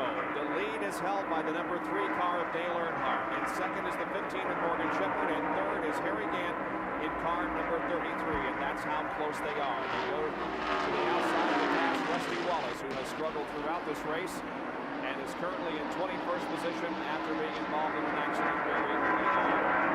The top 3 cars. Okay, guys, it's time to pick who's the toughest of the trio here that are battling for the lead. All right, let me go first. I believe Morgan Shepherd has something left. I believe that he's going to pass Dale Earnhardt if this thing stays green the rest of the way. I think that he's backing up. He let his tires cool a little bit. Then he comes back up there on him. I just believe he has something left. I got to think that Harry Gant, that these guys, I think Morgan Shepherd don't have that much left, and we know that Earnhardt, after a long run, gets worse and worse. We really don't know. Harry Gant is an unknown, so I'll go with Harry Gant. All right, let's go to Jerry Punch for a prediction. I agree with Ned Jarrett. I think that Morgan Shepherd chews nails and spits razor blades. I believe he's got something left. And while I'm standing here, let me find out if he actually does from Greg Moore. And Greg, you build the motor, you and your brother Darrell. Does Morgan have something left for him? Yeah, Jerry, I really do think so. Old Motorcraft Thunderbird's pretty tough today. It's got a pretty tough engine in it. Well, this guy ought to know. He put it together. Let's see who Dick thinks is going to win it here. What do you think, Dick? Jerry, when Dale Earnhardt is running in the front at the tail end of an auto race, I would never go against him. Right now, there's crash up in the 4th corner. Car sideways up in turn 4. Oh, and it was right in front of the leaders, too. That's Jack Pennington that spun coming off the 4th corner. Well, now all of that goes out the window. Yeah. Shepherd took the lead, but they're probably going to let pit stops and Shepherd's car don't run as fast on new tires. There's Pennington getting the car headed in the right direction. But the 9th caution flag of the afternoon is out. And it comes on lap 348. 19 laps from the finish of the race. There is Morgan Shepherd, who is now the leader. Is he going to pit, Bob? What do you say? Oh, he's too late. He's coming in.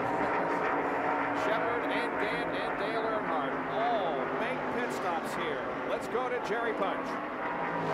Morgan Shepherd bringing the Motorcraft forward down pit road. Not what they wanted to see happen, but they're here anyway. Changing all 4 tires. They go to the right side of the car. Morgan Shepherd on the top of your screen. Dale Earnhardt on the bottom. We'll see which crew's going to get this car out first. That may make the biggest difference here. Remember, Shepard does not have the speed on fresh rubber. Left side tire now on the Earnhardt Goodrich crew. They're on the left side of likewise of the Motorcraft Ford car. They are moving here, trying to change tires. Earnhardt's crew now getting ready to drop the jack. Earnhardt off the jack. He is down the way. Shepard is down the way. Here he is. Now begins to move. So it'll be Earnhardt, Shepard, then Gann as they head for turn 1.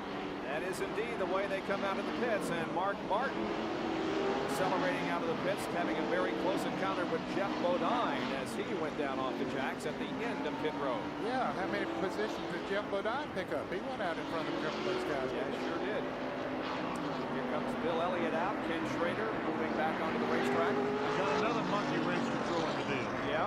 Davey Allison is now back in the lead lap. Aha. That's right. He was right in front of the leaders when that caution came out. Let's see how Morgan Shepard threaded his way through this spin by Jack Pennington. There's Davey Allison, first car through with the guide hood is Davey Allison, the black car. And boy, I tell you what, Dale Earnhardt almost got Richard Petty collected up in that deal. And here is the angle from our speed shot. Second car up on top of the racetrack. You can see Pennington's car gets loose, spins around, and the leaders, here they come, bearing down. And now watch, there goes Morgan Shepard, and Earnhardt had to go to the high side, and a result of that finds himself in second. Let's go to Nick Bergen with a follow-up on Earnhardt. Well, Bob, he definitely did make contact in that situation and has knocked out the right front headlight cover. I just talked to Kurt Chelmerdine, who said he is not worried about that at all. If this was a big super speedway, he would be, but for here, for this afternoon, he's not worried at all. And I'll tell you, when Earnhardt's guys finished that pit stop, they knew how well they did. They were like a bunch of football players that just scored a touchdown. They jumped up in the air, threw their arms in the air. They were happy. Jerry? This is the right rear tire that came off the Motorcraft Ford. Now you saw Morgan Shepard slam the wall a few laps back, and it was rubbing. Take a look here. The fender well inside the right rear was rubbing this tire, but Morgan Shepard was still catching Earnhardt. How do you figure that, guys? Amazing is all I can say.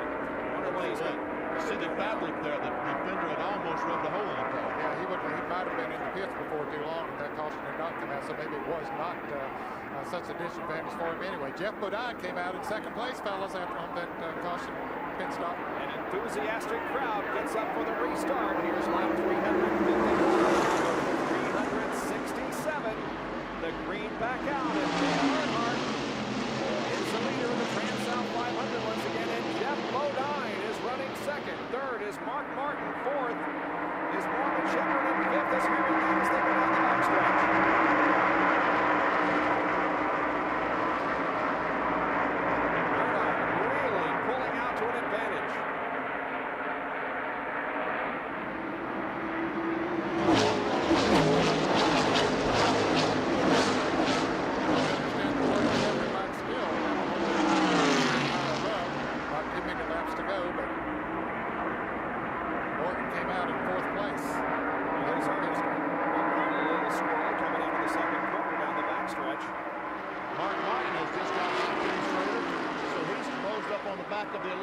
Jeff Bodine. There's Bodine in second position, followed closely by Mark Martin. I don't think there's enough time for Morgan Shepard to get his car going. We've noticed all day it takes 15, 20 laps to be good, so I don't think there's enough time left for Morgan. Yeah, I agree with you, Benny. As he's back in that traffic, I just don't think that he has enough time left to get up there. And you know, guys, we didn't complete our predictions. At least I didn't get a chance to predict that he was going to win this race, and I will not predict that Dale Earnhardt will win. Well, of course. Yeah, but I think I started out by saying if it goes green the rest of the way. Well, Dale Earnhardt has won 4 of the past 8 races here at Darlington. Now, the Unocal bonus money is at $15,200 and can be won only by Jeff Bodine, and he currently is in second. I'll tell you what, Jeff Bodine is trying as hard as he can. He has got a handful. I noticed down the first and second corner, he went through the corner like a snake that traveled. Up, down. Look at Davey Allison moving through traffic. Man, oh man, he moves to the inside of Michael Waltrip, and Davey Allison may be the fastest car on the racetrack. Yes, but does he have enough time to get very far back up towards the front? He's got a lot of racetrack between himself and the leader. A lot of racetrack. think that only sixth place. Not only a lot of racetracks, but as Ned said, sixth place. He's got 4 more race cars to get by before he can get to Dale Earnhardt. And some of those are pretty tough, including Harry Grant and Morgan Shepard. Kent running 5th, Morgan Shepard running 4th. Those two guys are racing for position. Brett Bodine and Dale and Bill Elliott. And of course, Michael Waltrip is also.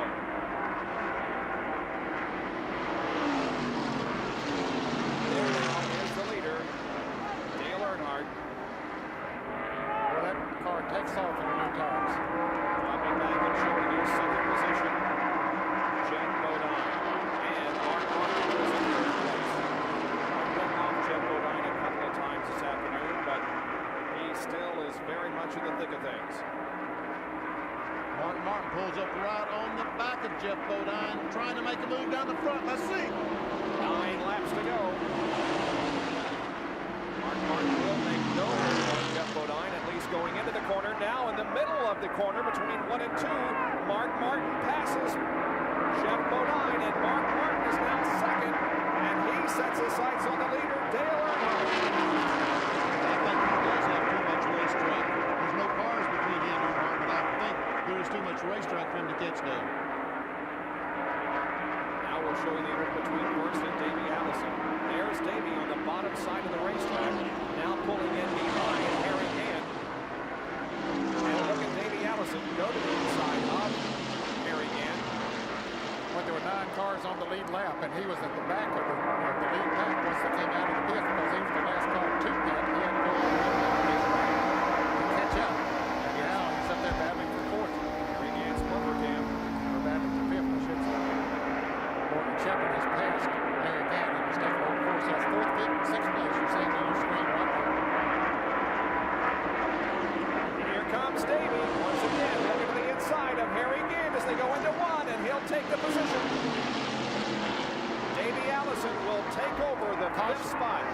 And here's Mike Alexander on the front straightaway, has backed into the wall. Alexander crashing out of corner number 4. The car stopped just before the start-finish line here on the main straightaway on lap number 359, our 10th caution period of the day, and the leader, Dale Earnhardt, takes the caution flag.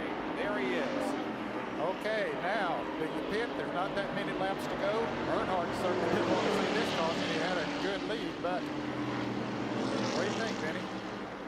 Well, I don't think that Earnhardt will pit. No, I don't think he'll pit. I agree. I don't think that they will. The only guy that will pit is the last car on the lead lap, or the last 2 or 3 cars on the lead lap. There are only 7 more laps to go. Less than 7, actually. 360 laps have been completed, and the field is in turn number 3. And it's going to take 2 or 3 laps or so. Yeah, it'll take at least 3 laps to get Mike Alexander's car picked up, and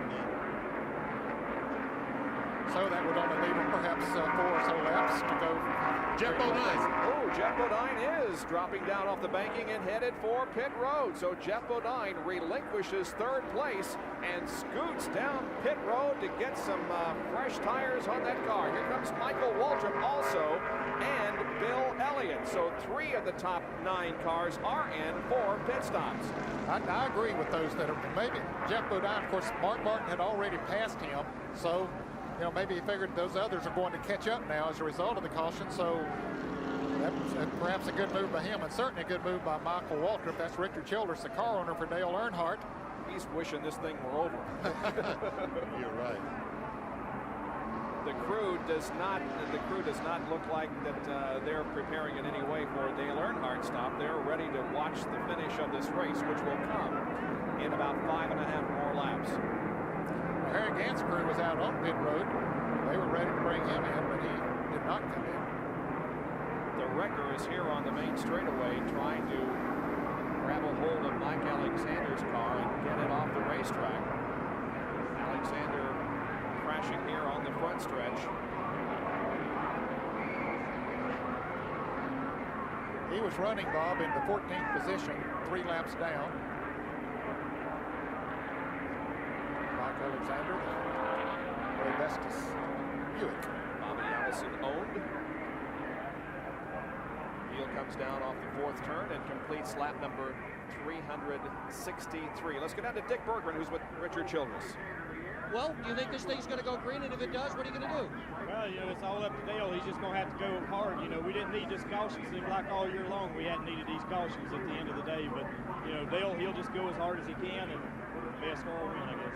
You've been talking about the car being loose all day. What's it like right now for this end stretch run? Well, we made an adjustment on it the stop before, and it's helped it a whole lot. So, you know, with these used tires, we just don't know how we'll run. We just have to take off and see. It looks like it's going to be about 3 to go or 4 to go. Well, that's the story with Dale Earnhardt. Meanwhile, Jerry punches down pit road with Steve Meal, crew chief for Mark Martin. Jerry, what's he got to say? Well, Steve, the big question is with 3 or 4 laps to go, now they're bunched up. Can Mark handle Dale?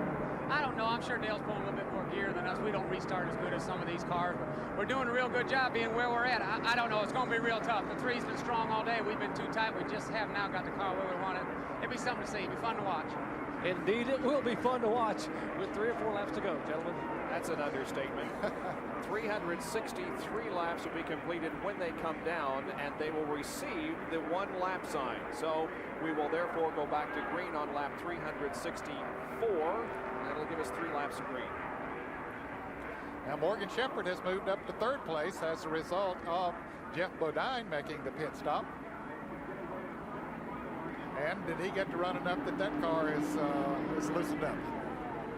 Next Sunday, we'll be in Bristol, Tennessee on the half-mile high bank Bristol International Raceway for the Valleydale Meets 500.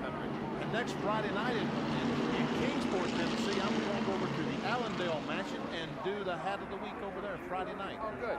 Going to be a fundraiser. A bunch of race car drivers going to be there. So all you folks in Kingsport, the Allendale Mansion, come over and see us. There is Mark Martin's crew as they have their fingers crossed, hoping that Mark can pull off a victory. Past Dale Earnhardt here in the last 3 laps. Earnhardt keeping those tires warm as he heads for the green flag and a restart of this event. You know, Steve Neal made a good point there that Earnhardt always gets through those gears in a hurry, gets a good restart. If he does that again, it just might make the difference. Look at Morgan Shepherd. He is chomping at the bit. How about the 28 car, Davey Allison? Any 4 of those cars can win this race easily. Let's see how things go. We get set for a restart and the final 3 circuits around Darlington International Raceway. A slow restart. Here comes Earnhardt off the 4th corner, now beginning to move up through the gears. The green flag waves. On lap 364, we got 3 more laps to go. Well, Earnhardt knew that he was going to accelerate fast to the course. He tried to bring the field down as slow as he possibly could. But Mark Martin is staying right there with him within about 2 or 3 car lengths. Morgan Shepherd and Davey Allison got hung up in some slower cars. And look at Mark Martin close in on Dale Earnhardt for the lead. He's within 1.5 car lengths. Mark Martin has already won, of course, this year in Winston Cup competition. Just took over the 3rd spot from Morgan Shepherd. Davey Allison is the 4th car there in line. He's third in the race. There are 2 more laps to go. Mark Martin won the race at Richmond. He was 5th 2 weeks ago in Atlanta. His 2 top 5 finishes. He is 2nd here this afternoon, but I'm not sure he's going to be able to pull off the victory. As Dale Earnhardt continues to lead the TranSouth 500, the crowd is going wild here at Darlington. Here comes Earnhardt off of corner number 4, and the white flag waves by Harold Kinder. 1 more lap to go for Dale Earnhardt. He keeps the advantage over Mark Martin, about 2.5, maybe 3 car lengths down the backstretch. There's now just 1/2 lap to go. Mark Martin trying everything he can to pull off a victory here this afternoon, but it looks as if he's going to come up short. Here comes Dale Earnhardt down off the banking. On the main straightaway, Dale Earnhardt wins the TranSouth 500. Mark Martin finishes 2nd, and Davey Allison finished in 3rd place. Jeff Bodine finished 4th, riding from Morgan Shepherd. Good move that they came in and put the tires on the one before. It's the 6th time that Dale Earnhardt has won at Darlington. It's his 41st career win. Let's get some comments from Kirk Shelmerdine, the crew chief on Earnhardt's car. Well, Kirk, given that car was far from the best all day, how much credit goes to the driver for this deal? Could an average or even an excellent race car driver have done what Kirk did? Yeah, you know, he worked with us all day on trying to give us feedback to let us help the car a little bit. we didn't really know what to do with the thing. It just never was perfect all day, and boy, this is a heck of a place to have to drive with a kind of a less than perfect car, you know. So. What kind of shape's your heart in? Mine is pounding like mad. Do you ever get used to these kinds of finishes? Yeah, you get used to them. I don't think you ever get quite over, but you get used to them. Well, this is a very happy pit area. They're out surrounding their driver. He's driving down pit lane, headed for victory lane, and they're all going to go down and join him very shortly. And he'll do it for the second time in 1990 and the second consecutive Winston Cup race. Dale Earnhardt has finished in the top 10 every race this year, and so has Morgan Shepherd. We'll be right back.